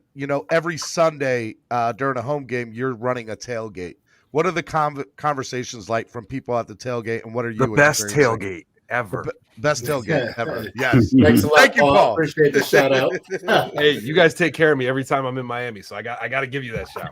Hey, I appreciate that. And we'll take care of anybody out there, all y'all on the panel. But to answer your question, Steve, it's frustrating, right? For me, it's frustrating as a fan, as a season ticket holder since 2007. You all smarter than me on this panel. You can tell me how much I'm spending per win. It's a lot. Wow. And I don't buy the cheap tickets. But listen, it's frustrating to me. To answer your question first, Steve, the fans are frustrated, right? Our expectations, to TD's point, Exactly. were really high after a 10-6 season last year, after an improvement on the roster, after a really solid camp with no real injuries and high expectations going into the first game, and then we get the first win, win and ugly, whatever. It was a win. I think the expectations were really high. Like I myself said that I would be really happy with 3-2, maybe 4-1. I thought that was my expectations. And we should be there, right? Like the talent's on the field, and we can go on to other points that we're going to make in this next hour. But, aside from, a stupid, lateral in the end zone and a missed field goal, we win that game, right? Like, that really pissed me off, and I expect us to go into Tampa Bay and at least give ourselves a fighting chance because I believe in Flores, right? Mm-hmm. So I think there's other issues that leads to this frustration that we'll touch upon. But to answer your question, the fan feedback at the tailgate is really hard right now. Like, it affects me at the tailgate because there's not a lot of enthusiasm. People are showing up late, if they're showing up at all. Listen, my tickets were going. I sold a ticket for $100, a club seat this week, and that tells you everything. That's a good barometer to what the fans are feeling. 100%. Steven, I got a comment on one thing Cameron said just to make it feel a little bit better. That lateral play. So I coach 7U and 9U football. I told my offensive coordinator for 7U football, if he ever called a play like that, I would tell him to go sit with my wife while I watch that game. Like, I literally told him, he's a Dolphins fan. He might be watching this right now. But I told him, if you call a play like that, you're gonna go sit with my wife or somebody. You are off my sideline indefinitely. Like, all right, let me bring it up from Angel's perspective. Angel, every Sunday you run a fan club up in Northern Virginia. And I always, when I'm talking to anybody who runs a fan club, whether it's Donna in Charlotte, whether it's Michelle or Igor at Dolphins NYC, whether it's Jason Miller over in SoCal or NorCal, the turnout depends on how great the team is doing. And as the team doesn't do good, you get less and less people showing up to the games there. You know, what are you hearing, and what are your thoughts on that? Well, first of all, I got to give a shout out to DWA Gear. Make sure you get all your gear from DWA. You know, if you're looking for that DWA gear, you got to go on there and give it a shout out. Shout out to Solo D and everybody. Also, I want to give a quick shout out to my man TD, Paul, Lorenzo, Ice-T Thomas from the DMV. Big shout out to my man Lorenzo. Go back a long way. No doubt, no shout doubt. Out Cameron. Shout out to who else is on here? Oh, DolFans United, my man. So, yo, I want to give everybody a shout out. Shout out to you, Stephen D, for having me on. But you know, it's just like you said, man. People want to see teams win. People want to see their team win. You know, bottom line, we need to win.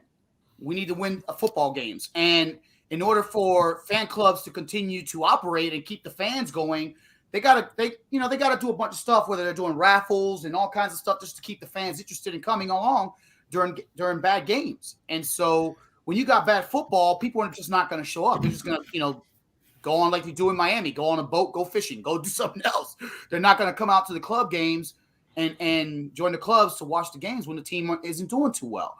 You know, I mean, we had a team that everybody said, we were supposed to be, we came off a 10-6 season. We're supposed to be, we were supposed to be the shit. So we were supposed to, sorry, swear jar. We're supposed to be, we're supposed to be the bomb. And then all of a sudden we come out here and we're playing like worse than Pee Wee football out there, making horrible play calling. We have two playing worse than Paul's 7-year-old team, man. We have two. Sorry, I'm getting a little. My 7-year-old put up 35 the other day. So it's not. I'll tell you why fans are frustrated. Because financially, we're frustrated. Spiritually, we're frustrated. We've been mediocre for 3 decades. Like, it's time for at least 2 decades anyway. We've been mediocre. Like, it's time for this team to be something. And people are spend money. I mean, if you look at everybody's background, good God, look at everybody's stuff. Like, people are spending money left and right, buying stuff, getting memorabilia, doing everything that they can for this team, and putting all their heart and love into this team. And we're like an abusive relationship. It's like we're getting beat up by our spouse, So that's true. That's true. That's how it feels. But I love her, man. You go 10-6, and then now you're starting off. You're losing the teams that we were competitive against that we could have easily beaten. You start off, you barely beat the Patriots. We beat the Patriots, and then we lose to teams that we should be beating. That just makes no logical sense to me. I don't understand it. It bothers me. And so that's why it bothers just about every single fan out there, because it's like. And let me jump in here where that Buffalo game, the stadium, as quickly as they scored, it was almost like we were back in week 17 automatically. That's how it felt in the stadium. That's how I felt on the field. Like, wait a minute, is this That's how it felt in the stands too. Is this week 17 all over again? So can you imagine how the players felt? Now, here's what's missing from this team from last year. And I think we need to take a look to see whether or not Coach Flo can really coach grown men, veteran players. We are missing the veteran presence in that locker room. Calvin Van Noy, of course, we didn't need to pay him as much as we paid him. However, he was a leader. Shaq Lawson, okay, maybe someone we shouldn't have signed, but he was a leader. Now, Eric Flowers, he wasn't great, but you had Austin Jackson there. So if Austin Jackson is right next to Eric Flowers, at least if he messes up on something, the veteran can assist him some way, form, or fashion. They have to work together. Isn't that why we brought in McCourty? Say it again. Well, he's helping. He out there in that second. We brought him in, but he's not fast enough. That's why you see Javon Holland out there in the field all the time, going from sideline to sideline. He helps, but he's new walking in. He's only been there for 4 games. We're missing that, and we're missing that veteran leadership from Ryan Fitzpatrick. They are missing that on the offensive side of the ball. I'm not saying we're missing his play. We're missing that leadership on it. They rallied around him. And that's what we're really missing, because you can hear the coach say it over and over again. But when you get to the side, the veterans can say, yo, fellas, we got to man up. And who is doing that on this team right now? No one. Let me bring in Jason real quick. Take you off mute there. Go ahead, Jason. What are your thoughts? I love what you guys are saying. I agree really with everybody's angst. A lot of money, a lot of time, a lot of air miles. This fan base does travel well. For away games, they love to travel. But a couple of things that for 3 decades, we're all trying to figure out what the problem is. And I think that some of the problem lies in the people who are hiring the people who are hiring the people, if that makes sense. Who is bringing in the evaluation? The scouts. Who is bringing exactly? Who are bringing in the people who are making the scouting decisions? So there has to be, I think, a systemic change in the hierarchy. Not saying a house cleaning at all, but there has to be an accountability. Because I did a little bit of a deep draft dive in the last 6 drafts. 47 Dolphins have been drafted by here. Right now, at the moment, you could argue that there are about 8 bona fide starters amongst that 47 number in 6 years. That's not very good. And then when you break down which first rounders were successful, take Minkah Fitzpatrick and Laramie Tunsil right out of the equation because they're not on the team anymore. Right. And you look at the draft picks that we got for them, and we look at the first rounders. We have an injured quarterback. We have an underdeveloped young, but not really progressing left tackle. Right. Who, you know what? You need a left tackle, and now we're talking about moving him to guard. It's also mixing in with the other problem of this positionless football, which is a nice mindset for your depth players. Have your depth players be able to be mixed around like a 6th man on a basketball team. A small forward can play power forward or guard, whatever we need. But your bona fide starters, if you're going to draft a left tackle, I want him to have been a left tackle that has played from Pee-wee on and will never, ever change. Ever. You got to But if you look at our last 5 draft choices in the first round, all 5 of them had question marks. Why are you reaching in the first round? Period. Whoever you select in the first round, and I'm going to say it, we could just say it. After watching that game last night, watching Justin Herbert made us all sick last night. Now, how is he at the Senior Bowl? And you're watching him play, and you can't recognize the fact that this guy is much bigger than Tua. So who are you going to pick? You're going to pick the guy that's 6'5", 230 pounds, and has a rifle, or you're going to pick the guy that's 6 foot, and you don't know if he's going to recover from his hip injury. We don't know. I'm going to tell you, I was a Justin Herbert guy. Let me be clear. I was a Justin Herbert guy. I was one of those guys screaming for Justin Herbert. I am not allowed to talk about Tua Tagovailoa or Justin Herbert. I'm going to say it. I'm just saying. But when Jason mentioned scouts, we are not paid to be scouts. These guys are paid to be scouts. Yeah, but then when you let a guy like his tape was bad, but he was at the Senior Bowl, and we coached players at the Senior Bowl. How do you miss this? And you let Illuminor walk too. Hey, listen, Ice-T, listen. The Dolphins, Greer, Flores, they put their money on Tua.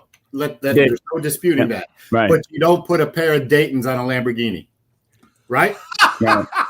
Wow. Like the Herbert has offensive line talent, and there's the difference, right? You don't protect your quarterback, your franchise quarterback, with 2nd, 3rd, and 4th round draft picks. Everybody watched. We have a pretty good left tackle named Liam Eichenberg. Everybody watched Justin Herbert getting whacked last night. And last year. Last year was even worse. And last year, one of the worst.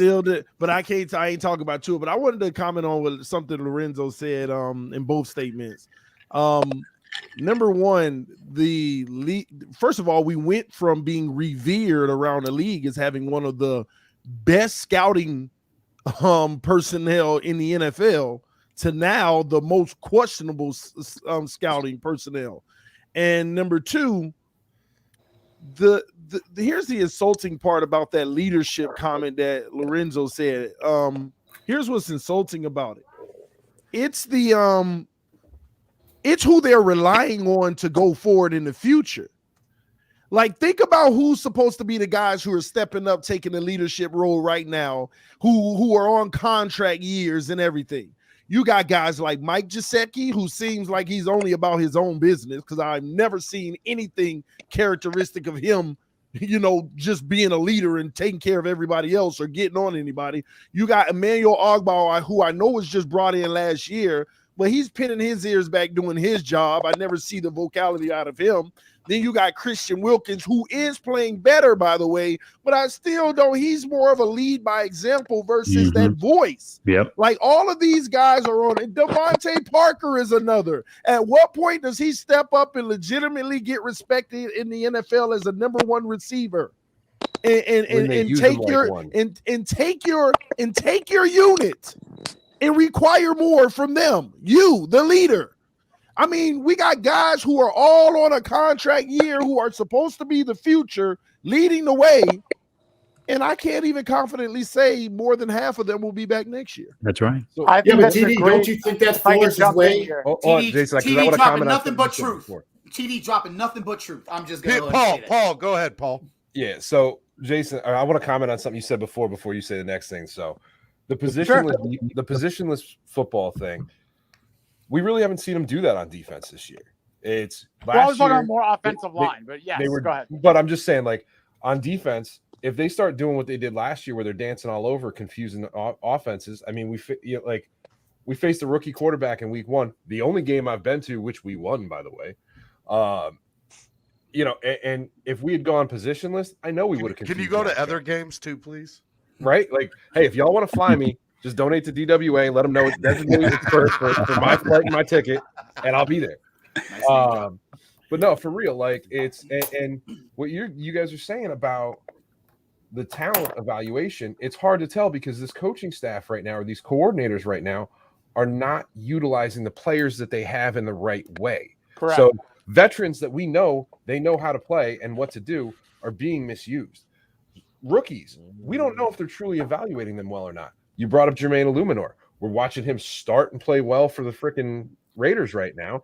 And if you look around the league, the number of players that we've let go that are playing well, like not even traded, just let go because the coaching staff couldn't figure out how to use them appropriately. I mean, you look at when they utilized Mike Gesicki correctly, and I wasn't a huge Gesicki guy when they drafted him. The only block I say that he put out there was he blocked me on Twitter because I like Dallas Goedert better, and he was Googling all the like, but it's he does some special things as a receiver, and they don't utilize it until it's too late. Devontae Parker does some special things as a receiver. They don't utilize it until it's too late. When they're averaging 5 yards a carry and still in games, they get away from the run game or go to a different running back. It's like this coaching staff outsmarts itself, and that's really the biggest part of the problem because the talent is there. Even with some holes. The talent is on this roster, even with guys that they've let go. And they're not utilizing it properly at this point. But one of the problems that I'm seeing. Hold on 1 second. I apologize. So I want to just pause this for a second because I have a special guest in the back room. So one of the reasons I started to do this podcast network is because I didn't feel local media would pump up our people enough, whether it was people going towards, rookie of the year candidates or coach of the year or MVP or whatever, but especially getting certain people into the Hall of Fame, right? And one player that deserves to be in the Hall of Fame like no other is Richmond Webb. Better be Webb. Richmond Webb. Yeah. And if you guys seen on the thumbnail of what I had here, in the top right corner, you'll see a hashtag. Get Richmond in HOF. Okay? I want everybody that is watching right now to tag the NFL Hall of Fame, the Miami Dolphins, and put that hashtag and tell them that Richmond Webb needs to be in the Hall of Fame. Put some respect on my man's name. We need to start a movement. We are strong as a fan base, and I want that to happen. So without further ado, let me bring on Richmond Webb. Richmond Webb, everybody. Yeah. What's up, Richmond? How are you? Hey, how's everybody doing? Great. Well, we're better now. 7-8. What's good, man? How you doing? Hey, Richmond, can you still play left tackle? Just out of curiosity. It's good for everybody. Hey, Paul. The thing is, and I tell people, the mental part of it, you never lose that. It's just physically, that's a young man's game. But mentally, I can tell myself I can, but physically, nah. If I could, I'd still be out there, but I'm too old now. You see all this gray hair and all that. That just means you're well seasoned, Richmond. That means you're full of life. I think he's got some old school tricks that'll work perfectly right now. I'm gonna need more of some tricks when I get back out on that field. Richmond, let me ask you a question. So you were down there for the tribute to Don Shula this past weekend. What do you think about the team right now and what Don Shula would be thinking right now about how this team is playing? Like, I would just love to know your thoughts and your thoughts. Well, it's bad, bro. It's I think the expectations were so high, especially the way we finished last year, and we started out, New England pretty good, but it's just kind of been downhill, and I really wasn't concerned about the defense, and I knew the question mark was the offensive line, but I never figured that it would be this inconsistent play. It's not just one guy, consistently a different guy on different plays. And you can't get anything done productive when you got that much disruption up front. And, you're going to win games up front, lose games up front. But now it looks like, we've lost 3 in a row. And even the defense, I think it's starting to wear on them a little bit. I think it's just, they like, hey, man, we go out here and play. But it's steady 3 and out, 3 and out, 3 and out. And so you start in the back of your head mentally lose confidence just saying, man, if we can't get a turnover or make a big play to try to swing the momentum, you're in a dogfight. I mean, we fought hard with the Raiders, but it's either that or it takes too long for the offense to get some type of momentum or consistency. And, it's been – Buffalo was real bad. Then they surprised me a little bit with the Raiders because I thought, that was going to be a tough road game going there, crowd noise in a dome stadium. But, they gave effort, this and that, but it just seems like offensively it takes too long for them to kind of get a rhythm. And to me, it seems like the up-tempo stuff is starting to work better, but they always wait too late to go to it. So, we got several issues. I'll just say that. Mm-hmm. So, DP, I want to bring you in on this. You're looking at what Richmond just said about, the O-line and just the team in general. What sticks out to you, what Richmond just said, and is there anything you want to ask Richmond too? Yeah, the old line really. How long does it take? I'd like to ask you, Richmond, or Mr. Webb. You really, if I want to go with my respects, I was taught right, Mr. Webb. Yeah. So, how long does it take for an offensive line like this to gel? Because they've been moving parts around. Of course, there's been some injuries as well, but usually for an offensive line, how long does it really take for you to gel coming together like this? And do they need the time, or should we just start swapping guys out? Well, I'll tell you this. I think they've had enough time to where they should be able to communicate. To me, it seems like it's a lot of miscommunication issues. I watched plays in Buffalo game, and it looked like they were blitzing, but really it looked like it was blown assignments. I mean, I didn't know the play, but when you look at it, you can kind of figure out if you played offensive line, you kind of figure this guy's go here, the back got that guy, and it was guys coming free, and I'm like, the guy I'm playing next to, whether it's the tight end or the guard or whatever, we're going to know. And I used to tell people, I say, hey, whatever we doing, we're going to do it. If it's wrong, we're going to do it together wrong, but at least we'll be wrong. I say, at the end of the day, I'll take the heat for it. But you got to communicate with me, because if I'm thinking I'm going left and you going right, that's a quick way to get somebody on IR. So my thing was always to kind of over communicate, but to me, it just seems like they're not communicating. And it seems like we got a real young group, not really a lot of veterans. And it seems like once a guy is struggling, he kind of like just isolates himself. And I'm just speculating because I don't know, but it seems like they kind of speculate instead of saying, hey, man, this is what we need to do, or I'm coming. If the guy slants across your face, work up to the linebacker. You got to talk that out. So when it happens again, we get on the sideline. I'll be like, okay, Keith, if that guy slants hard, I'm going to put a hand on him, and then I'm going to just take your guy. Everything still gets worked out, and we get a play, but it just seems like a huge lack of communication to me. I can't prove it, but that's what it seems like. Go ahead, Paul. Richmond, I got to tell you real quick, like what made me mad was I saw that same blitz from a team against my 9U kids the next week, and my right tackle and my right end kept picking it up over and over again when I watched my pro team just go, oh, that sucks. Well, I'm gonna tell you this: how the NFL works too. If you don't pick it up, you're gonna keep saying it until you figure out how to pick it up. It's just they don't. It's that easy. It's okay if you. They might go away from it, but they're gonna come back to it. And everybody breaks down film, and they got the percentages, and third and long. You can look for this type of blitz. I mean, they do it both sides of the ball, but if they see you struggling with picking up, stunts and guys you can't pass off, when ET stunts or your guy slants and you bump him off and this and that, you're gonna get a handful of that. Go ahead. That wasn't even struggling though. Go ahead. Go ahead, Jason. You're on mute, Jason.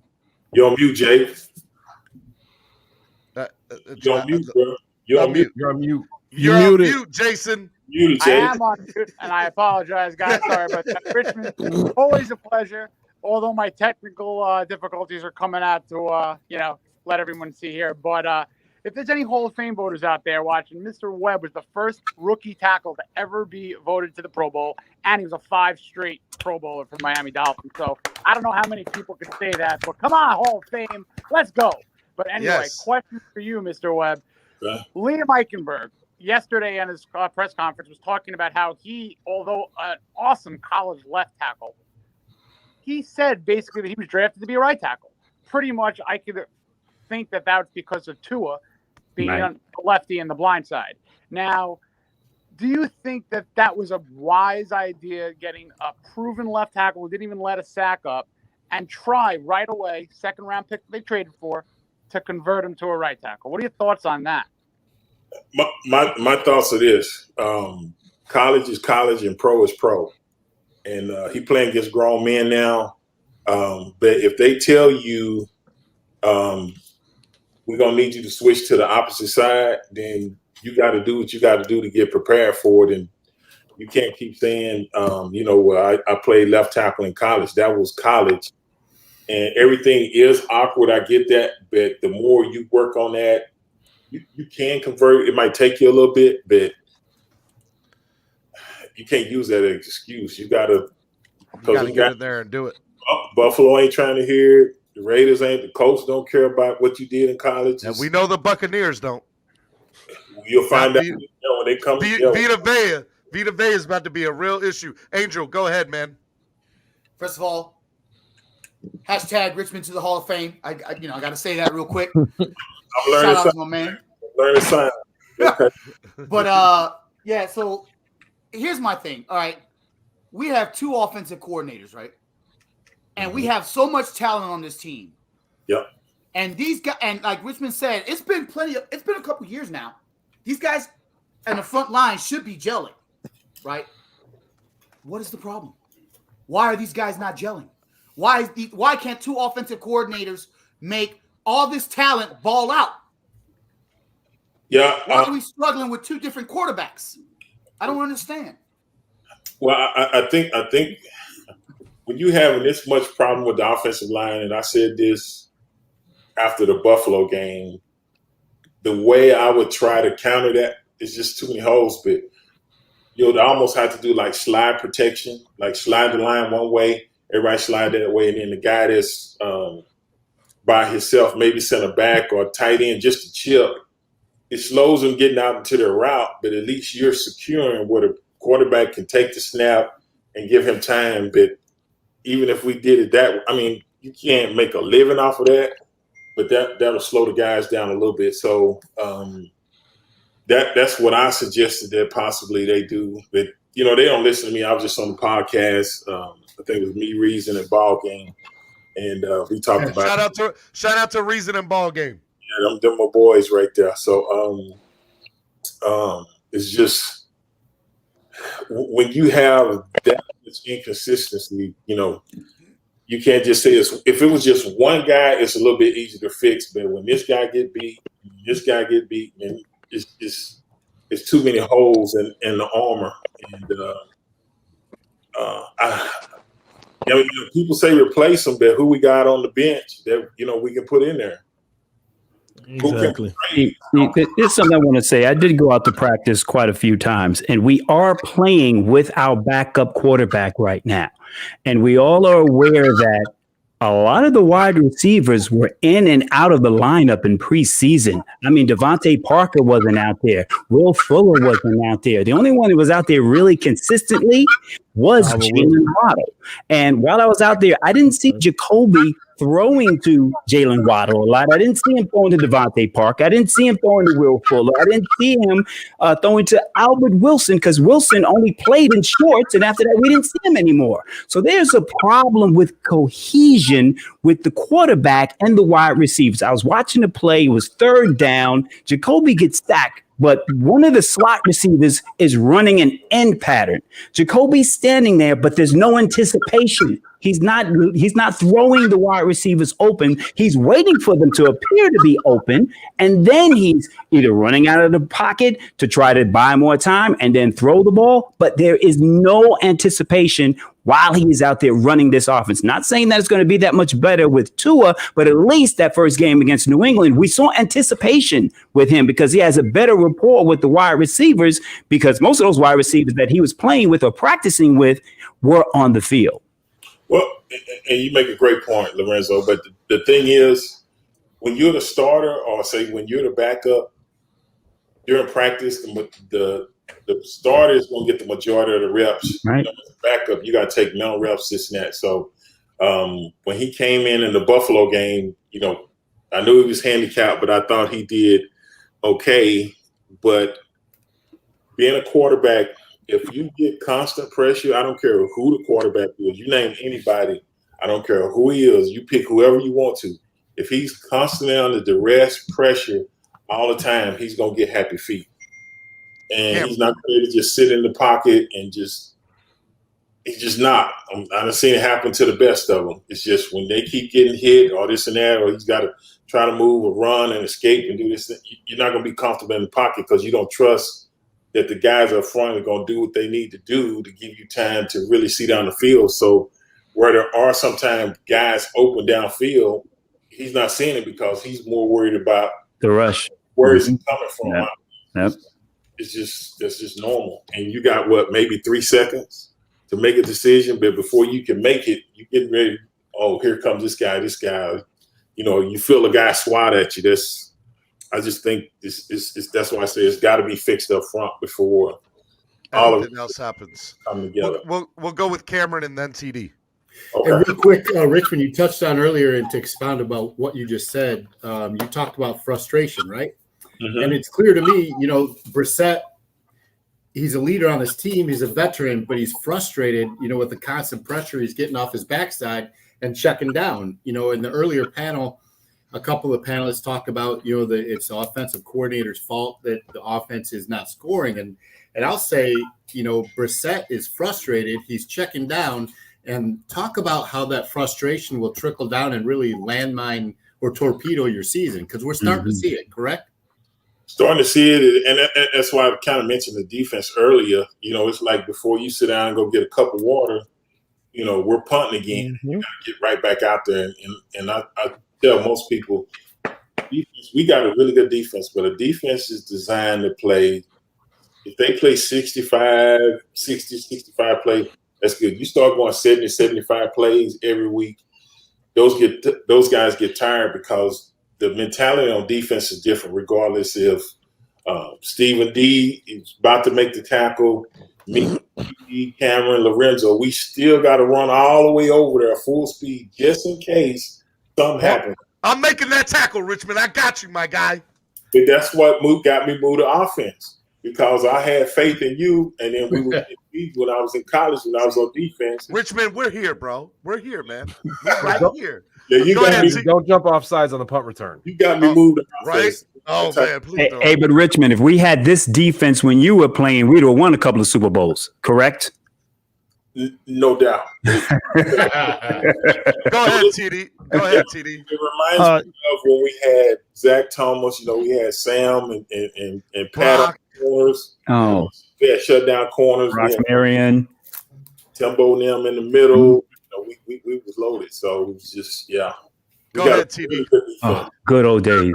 Hey Richmond, it's always a pleasure sharing the mic with you, man. I remember we used to be on together on I think Tuesday or Wednesday nights on Facebook. That's it, brother. Yeah, TD. Yes. I got a question for you about the coordinators. They're getting a lot of heat right now. Yeah. But I'm gonna give you how I see it, and I want your thoughts on it. Okay. If Brian Flores is coming in the building on Monday and he got his coaching staff and they're going over film, we all know that they're young coordinators. They're going to make mistakes because they're young. We're not looking for perfection, but just a good game call. And they're sitting there watching the tape, and we know the O-line is an issue. Mm-hmm. But there are so many plays where the OC is able to point out, look, on this play, there's great protection, and we're missing a wide open man. On this play, there's great protection, we're missing a wide open man. On this play, there's great protection, we're missing a wide open man. And this is happening in all 4 games. It didn't matter which quarterback was in. Okay. These are happening. Okay. How much accountability does the OC take? Because it's not a bad play if you got protection on so many of them that we're just not hitting the open man. You make a great point there, but you know what? And I say this, TD, in a situation like that, we get to, okay, so we play on Sundays, right? This is how I used to be when I played. We played on Sundays. Mm-hmm. We off after the game or whatever. We fly back and then we off. Okay, Mondays we come in.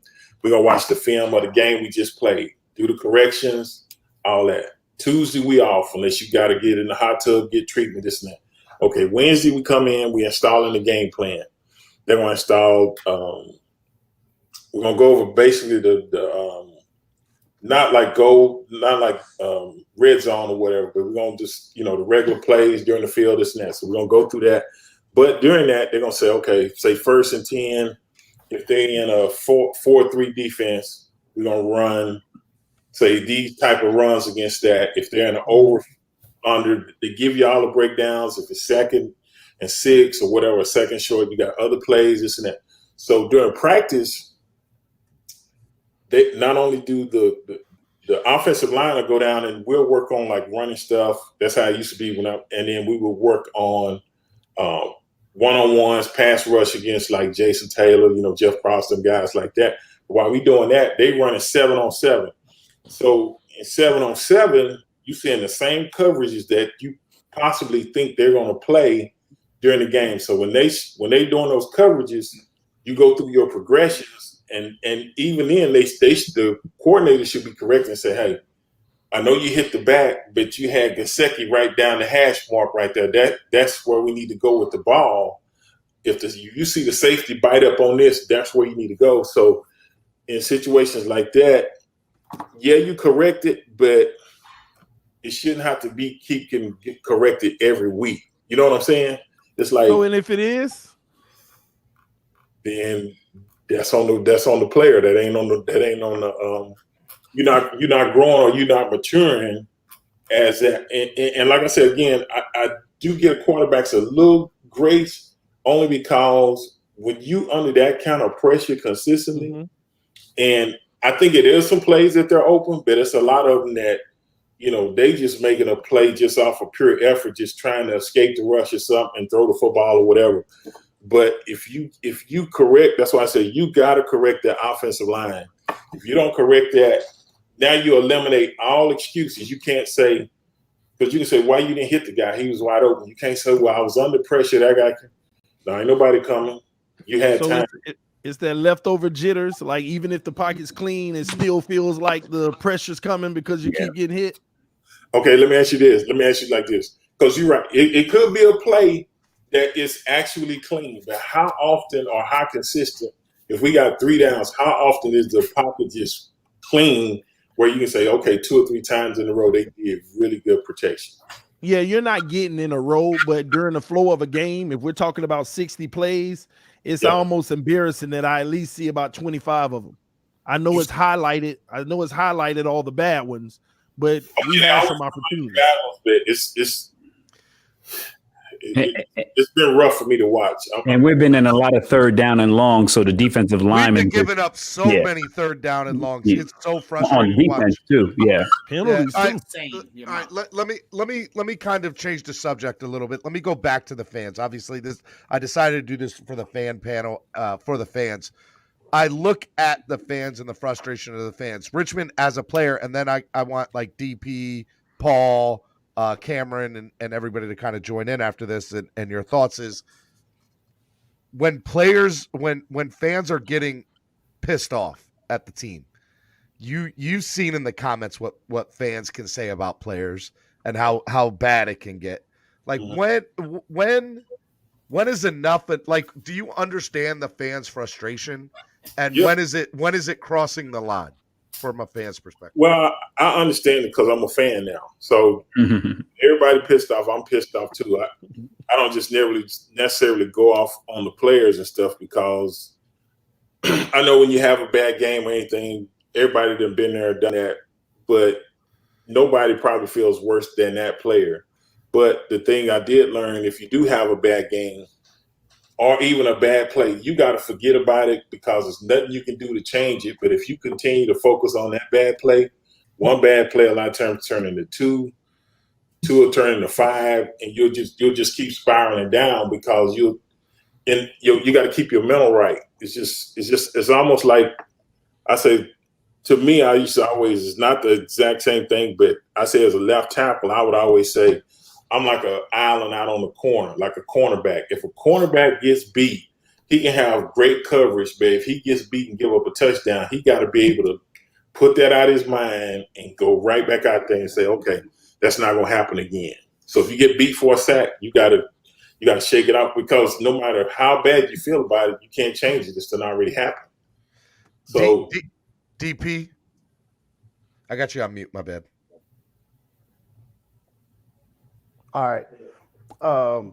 Yeah, for me, when it comes to the fans, I can understand frustration, and I appreciate it, but I believe venting is good. So that's a lot of venting that goes on in the comments. So I believe that's good. Where it becomes a problem is sometimes we forget that these players are human. All right. They're going to make mistakes. I'm guilty of it. I'm pretty sure we're all probably guilty of it at some point. Like, we want perfection, but we're not going to get perfection. Even Brady's not perfect. You're going to miss a pass. You're going to drop a punt. You're going to miss a field goal. You're going to. But the 72 team was perfect. 72 team was perfect. Okay? That is true. That is true. But it took a collective effort. As an individual, nobody's perfect. So we have to remember that nobody's perfect. We can expect perfection all we want, but that's not what we're going to get. So we've got to somewhat keep that in mind while we're venting that, hey, things just don't always go the way you want them to go. But I do feel like it's good to vent. I also feel like, we got to see it too. It's enough to talk about it, but the fans, they're tired of just talking about it. They want to see it. They want to see the team do well. It's not about just hope anymore. You got to give them something to be hopeful for. So that's the team. They have to do their part. And then the fans, we got to do our part as well. But, as long as we're understanding that these players are human, I think it's fine to vent and be frustrated. Oh, yeah. And you know what, DP, I don't have a problem with people venting. But like, and I try to interact sometimes on Twitter during the game. I'll be watching, I'll tweet with just different people. But I think this is a problem too. A lot of people don't really understand the game of football, and I'm not taking shots at them, but they don't understand. But when you watch guys on ESPN, Fox, all these analysts, they give you information. Now you got Pro Football Weekly every week giving a guy a grade on this, a grade on that. So now they gather all this information, or they give stats, even on the quarterback. He got a QBR rating, this and that. I just care about winning and losing. I mean, sometimes you're going to win ugly. Sometimes you're going to win like you just go out there and just dominate the hell out of a team. But at the end of the day, you want that dub. But people soak up all this information, and then they'll try to apply it and make it seem like they know what they're talking about on Twitter. When I was like, You don't know, bro. It's I hear you, but no, it's not that way. So I think, and people crave so much information, and the more they keep supplying them with it, I think it's the more it just gets some people actually know what they're talking about, but a lot of people, they just jumping on the bandwagon and they saying, well, this and that, and this guy that, and we should have this guy. I'm like, no, it don't work like that. It's very similar to our fans cheer when the offense has the ball. They're making a whole lot of noise in the stadium. I'm like, why? Because there's well, I mean, here's the reality. There's more away fans sometimes than there are home fans. No. I know Lorenzo said, let's go Dolphins while we're on offense. Well, Lorenzo, here's why, Lorenzo. We haven't won consistently so long, we don't even know how to act in the stands. When we get the ball, our cheer is like, let's go. We don't even realize we're supposed to bring the noise for the defense. That's right. We're supposed to bring the noise for the defense. We need to tell them, like, quiet down. That's what I want. We haven't won in so long, we won't even listen to them. They can come to the line and go like that. We don't get I can remember Marino doing that. Hey, Paul, go ahead, Paul. Paul. They got Paul. I heard you trying to say my name for a few minutes. Richmond, I want to go back to something you said, actually, because I don't know if you ever seen the movie The Replacements. Keanu Reeves does a great speech about quicksand. And you make that one mistake, and it's just like the more you fight back against it, the harder and faster you sink. And I want to expand on that too, because one of the things that I know I tell the kids when I work with them is you got to forget the good plays, you got to forget the bad plays, and play every play like it's the only play. It's always 0-0 when you're out there. That's how you got to play and approach the game. Because if you start riding that high on that good play, you may miss that next play now because you're so busy on like, oh yeah, I got this guy, I'm good. Like, and that's something that a lot of the fans don't realize too. It's you got to have a short memory in both directions. You got to have confidence, but you really have to forget it and approach the play like you know what you're doing. You know what I mean? And I'm sure you'd agree with that one. I agree, and you brought that up, and I remember I was here in Houston, and I was doing a football camp.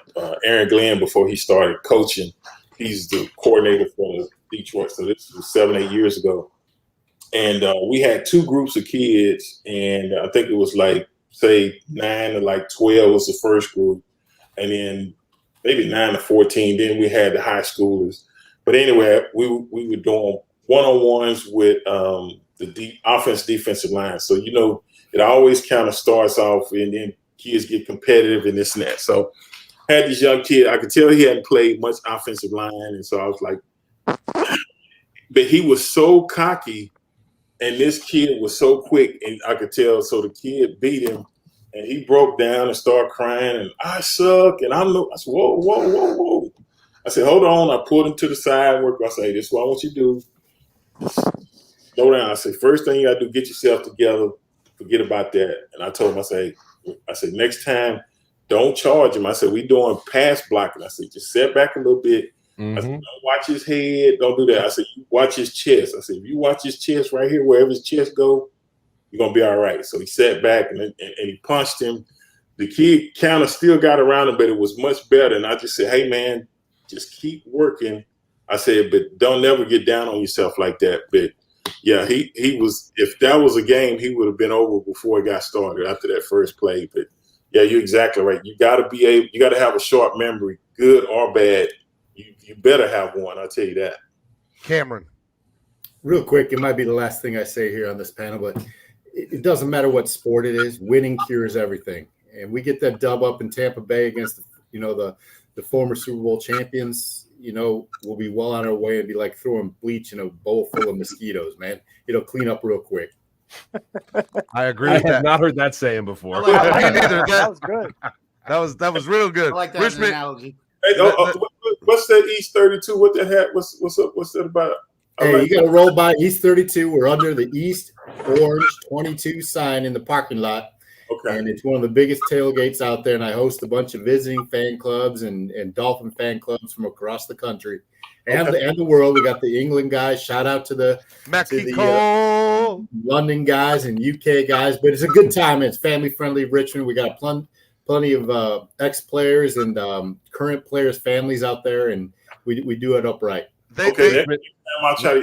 I couldn't just. They had us on lockdown this time, but next time I'll try to get over that. I'll get you one of these. I've been to the You too, Dolphins Paul. tailgates, and you got like they're nothing compared to the East 32 tailgate. You got to go to that one. Like when I'm down there, I skip the Dolphins tailgate, Richmond, and I go to it. East 12 and East 32 are like, and I got to shout out West 25. I don't want West 25 to get mad at me, but yes, Oh, East now it's 32, East side, West side. Yeah, it's crazy how these tailgates get. And Cameron created something that I think is part of the Game Day galore tradition, right, guys? Would you agree? Yep. Okay, 100%. I appreciate that. You got to come out to that. All right, guys. Hey, Cameron, I'll see you in November, brother. That's for sure. All right. What I want to do is I want everybody to obviously. I apologize. We didn't get a lot of chance to interact as much as I would have liked. But we got to talk to Richmond Webb, which is a big freaking deal. Hashtag get Richmond in HOF. That's right. Start the Hashtag, movement, baby. everybody. Let's go. Hashtag Hashtag get Richmond Richmond in Uh-oh. HOF. Go ahead, Let's go. Jason. All right, and make sure you tag me on social media. Everybody, right now, go to Twitter and follow me at Stephen D SKPL, and then I'll tell y'all about the rest of the people that are up here. All right, real quick. Here's what I want to do. I'm gonna start out with Angel. And I'm going to go around. I want you to promote anything you want to promote, man. And we'll get you off here, and we'll go one at a time. Well, first of all, thanks for having me, everybody. It was great seeing everybody again. I want to give a couple shout-outs to a couple things. Definitely want to give a shout-out to TPP. I don't know if you could even see that. Yep. Danny was supposed to be up here. I don't know what happened to Danny. I want to give a shout-out to TPP. I also want to give a shout-out to DWA, the whole entire DWA nation. Shout-out to everybody. He's got props. Then I want to definitely give a shout out to the Valley Fanatics, man. We founded the club back in 2005. We're the oldest club in Virginia, showing love to, all DolFans Nation all day, every day. Yes. The Miami Dolphins. And then I want to, don't forget to tune in. We won't be on this Wednesday, but next Wednesday we have our first big show now on Wednesday nights for Fire and Ice Combat Sports Podcast on this network right here, Miami Sports Music Podcast Network.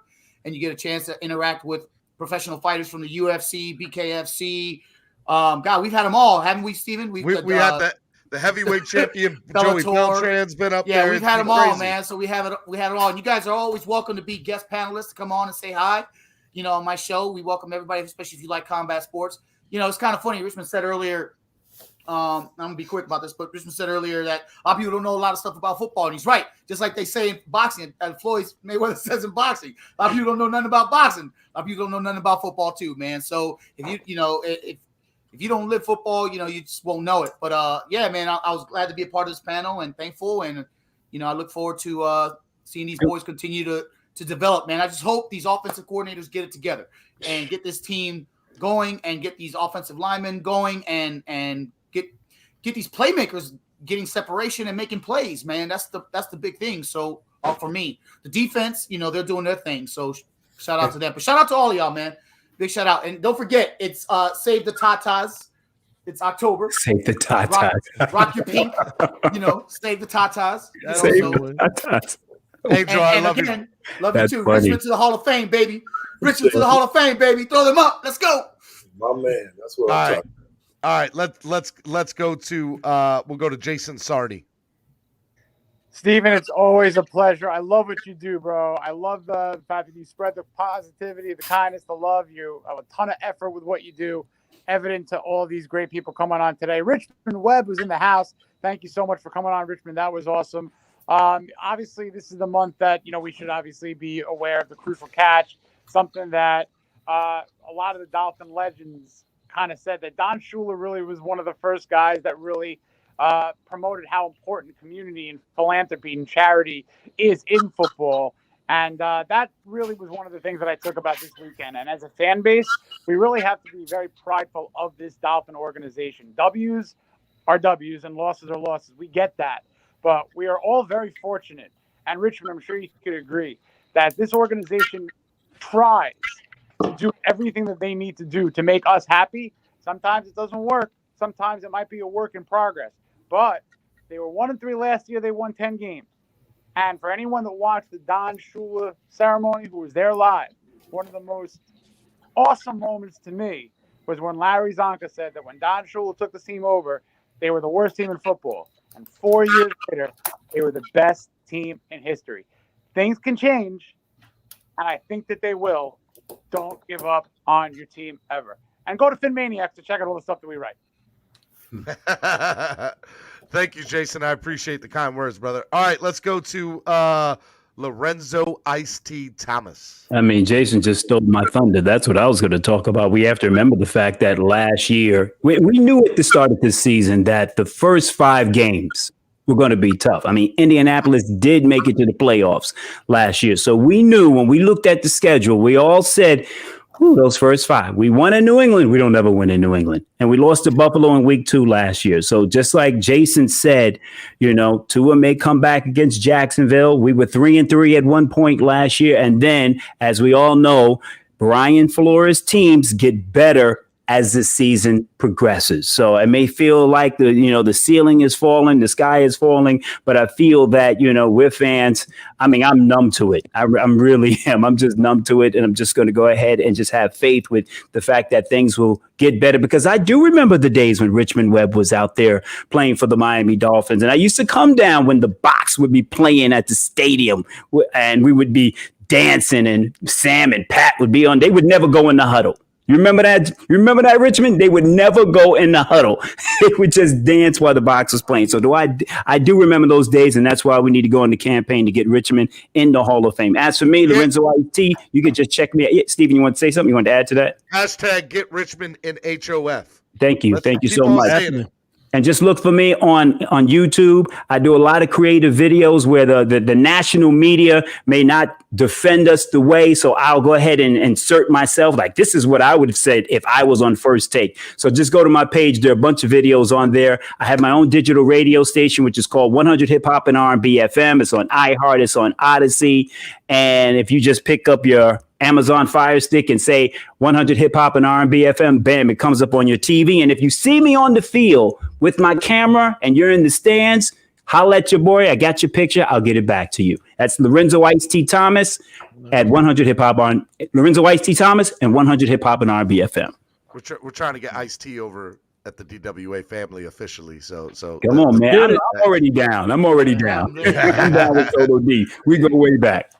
All right, let's go to DP. DP, this is my first time ever meeting you, man. And number one, I'm super excited. Number two, I love your content. I can't even give you enough praise. And I hope this is not the last thing we do together. But I'm a big fan, and thank you for coming on tonight. Yeah, definitely. When you reached out to me, there was no way I was missing it.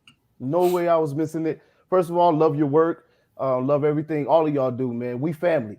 All right, I don't see a bunch of strangers. I know TD already. That's my brother. But we family. All right, that's what my channel is about. DolFans United. We are united front. United we stand. All right, divided we fall. So, I love all y'all.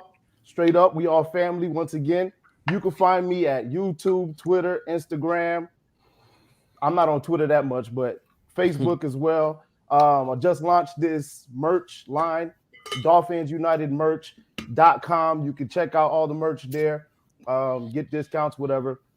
That's so Dolphins. Is that one of your shirts? Yeah, I just made this one because of the situation. Cameron was just saying that today. Cameron was just saying that's so Dolphins.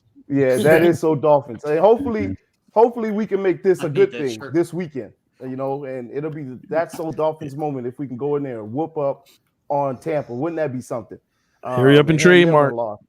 Yeah, that'd be great. That's a good one. And we could do it. We can do it. Can we rock the throwbacks when we go to Tampa? But yeah, you can find me there for sure. Really appreciate all of y'all. Really appreciate all the work y'all do on your channels and how we just continue to try to push forward the fan base. And I think we got one of the best fan bases in the world. Yes, they call us fair weather fans, but we're not. No. We well traveled to it at that. So especially in London. Yeah, no doubt. And in the Meadowlands. Shout out to the UK fans, man. They roll deep. And DolFans Mexico. All right, Paul, the floor is yours, Mr. Picken. Oh, good Lord. I've been saving up words. No, man. Steven, Angel, I love you both. I can't wait to give you guys a hug in person again this year, man. I will be at the MetLife Takeover, which, by the way, real quick, we will I'll be at the MetLife Takeover also. We will be doing live stream. We'll be doing live streams Saturday night at Slattery's. So we'll do a live stream here on Miami Sports Music Podcast Network, and we will be doing the pregame show live from the tailgate at the Meadowlands. With you know I'm crashing, Steven. You know I'm crashing that stream. That's fine, right? bro. That's fine. I'm crashing it. So, you know. But no, TD, Ice-T, DP, nice to meet you guys. Jason, I see you on way too many of these media coverages anyway, so, you know, you're good. and Cameron, your tailgate, I kid you not. I keep saying it. I keep pimping it. But it is the best tailgate in the world, and the best hat on the panel goes to you. And Richmond, it's awesome to actually meet you in person. I know we've interacted on Twitter a few times. Great kicking it with you about you know, some of the blitzes, pickups, all that stuff with the linemen, not forgetting, you know, all that good stuff. But guys, seriously, check us out over on the Phinside. We tend to keep it honest and down to earth. We don't get into any of the drama because, like DP keeps saying, it's we are all one Dolphins family, and we have to remember that at the end of the day. It's we all want the same thing. We all want that return to glory for this team, and they've got some of the personnel to get there. They really truly do. And that's part of what's so frustrating for us, because I didn't hear the fan base very divided at all in that 1-15 season. You know, we all united. We didn't. Greg Camarillo. Greg Camarillo, baby. Greg Camarillo. If I ever see that man, I'm giving him a big hug, bro. I love you. I love you. That man will never pay for a drink in Florida in his life. Not ever. Nope.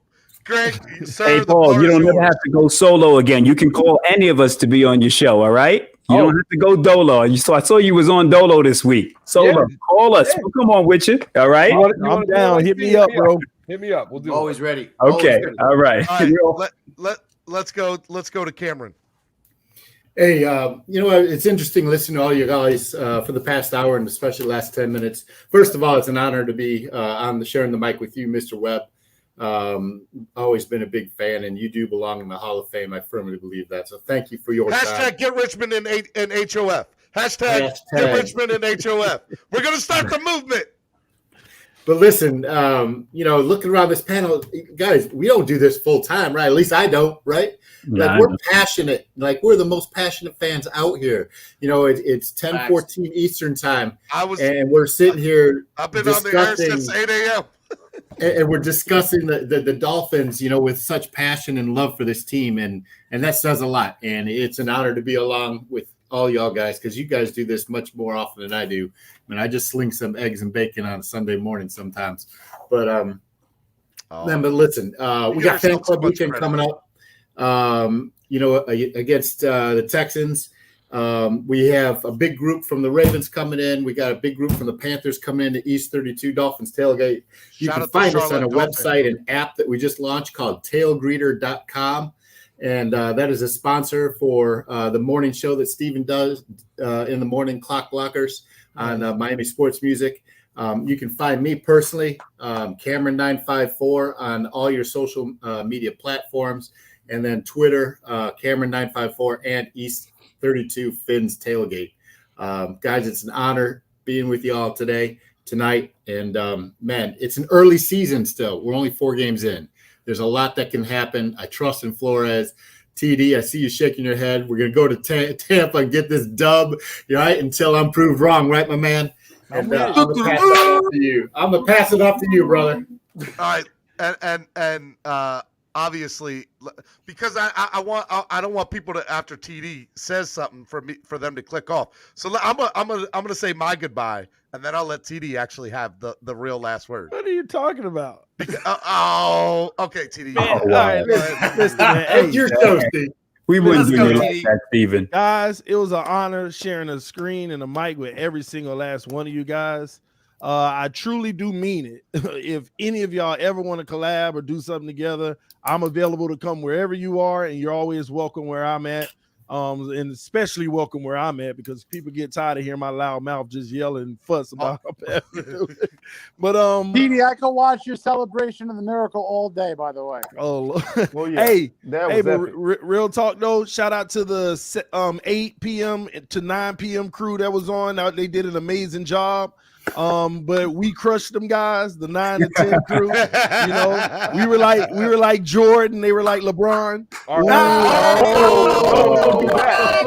Don't do that. Hey, you know how I feel about LeBron. Why would you say such a thing? TD, you're paused. You're breaking up. I don't know if you can don't do me like that. Hey, but shout out to DP, DolFans United. He came on the scene not too long ago, but he already rocking it, man. That's the homie, man. I always watch his videos before I go to bed so that I can actually calm down and get just some even kill Dolphin content, man.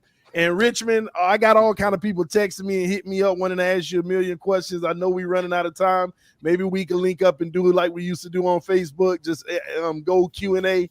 I'm going to reach out to you for that, bro. Every single one of y'all, man. I love to work with y'all at some point, man. But love y'all. Appreciate y'all. I would love to work with you too, TD. Hey, Steven, man. We work together nonstop anyway, man. TD, real talk, real quick. Come out and run a podcast during the tailgate, man. I got your ticket. Hey, listen, the way COVID is set up right now, I'm still, cautious. I'm just keeping it 1,000 with y'all.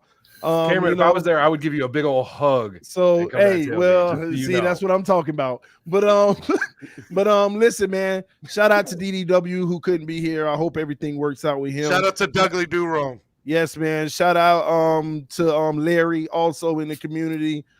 Big shout out real quick to Reason and Phinside the NFL.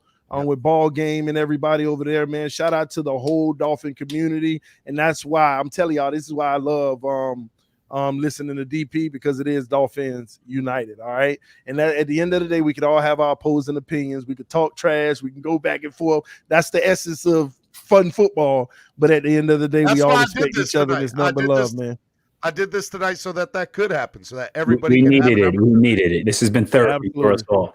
I love y'all. I love all y'all, man. We need to do it again for sure. Into our hour to get away from that, because we're the best hour. We're the best. All right, the best hour, baby. So number one, why are we ending it, Steven? We can keep going. A few more minutes.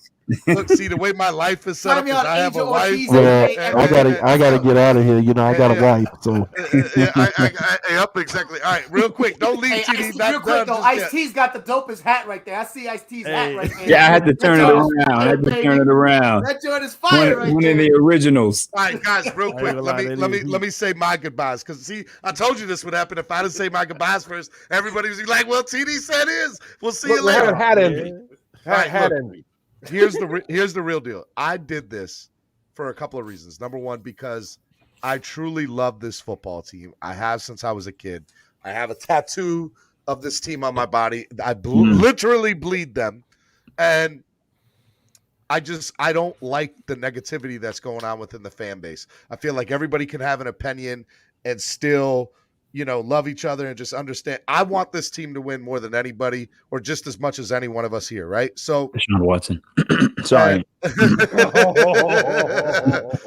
See, there you go. Don't get TD going. That's what the divide is. You're gonna drop that bomb and walk out. TD, I'm with you. I haven't mentioned Tua or Watson all night. With you. Do not kill me, all right? All right. Hey, he's not gonna play this year anyway. He's gonna get suspended, so might as well go ahead and trade for him. Let Tua finish it out. Boom, come back next year. We were good. Now we're gonna run over each other for like the first hour. A perfect game. Hey, can I finish? Y'all are killing me, Smalls. Hey, Steven, real quick. Steven, we didn't even say the Dolphins made my daughter cry today. R.I.P. Jakeem Grant. We didn't even say anything about him. Yeah. My ear had saved Jakeem up there for a good 20 minutes. I guess you guys dropped the ball on that one. Yeah. He's going to return the punt for Chicago this weekend. Watch. Dropped the ball on that. I see what you did there, Jason. Anyways, the second reason I did this is because, and I even started this platform, was because I truly believe that players like Richmond Webb should be in the Hall of Fame. And I don't think that the local media has ever done enough to push that narrative. And you know what? We as a community can do things together and become one. And so I want this hashtag Get Richmond in HOF. Hashtag Get Richmond in HOF. I want it to become a movement. I want the NFL and Canton to know that we're serious about this, that this man deserves to be in it more than anybody on that finalist list. Okay, I don't care about first time. I don't care about it. I want to see Richmond Webb giving his Canton speech in Canton, Ohio. And so, Richmond, just know everything you've done for me over the last few months since I've started this platform. I'm internally grateful for you coming up here. I really appreciate it.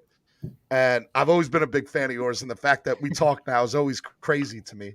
But I just want you to know I want you in the Hall of Fame, and my love for you is real, that I want you in the Hall of Fame, and I want to start a movement with that, and that's what I want to do. So that's the other reason. Pro Bowls.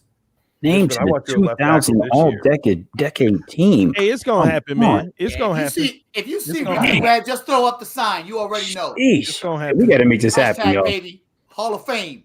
Let's go. Man, ladies and gentlemen, I was wishing that this was fake because I saw it 2 minutes ago, but Devontae Parker officially has been placed on IR. What? Oh my God. No. Man, we got another hour, Steve. Let's go. We got to talk about this. Come on. Nah, hey. I was just kidding, guys. I was just kidding. See, why would you do that, TD? TD. What? I'm undefeated, baby. I was going to look. Undefeated. TD.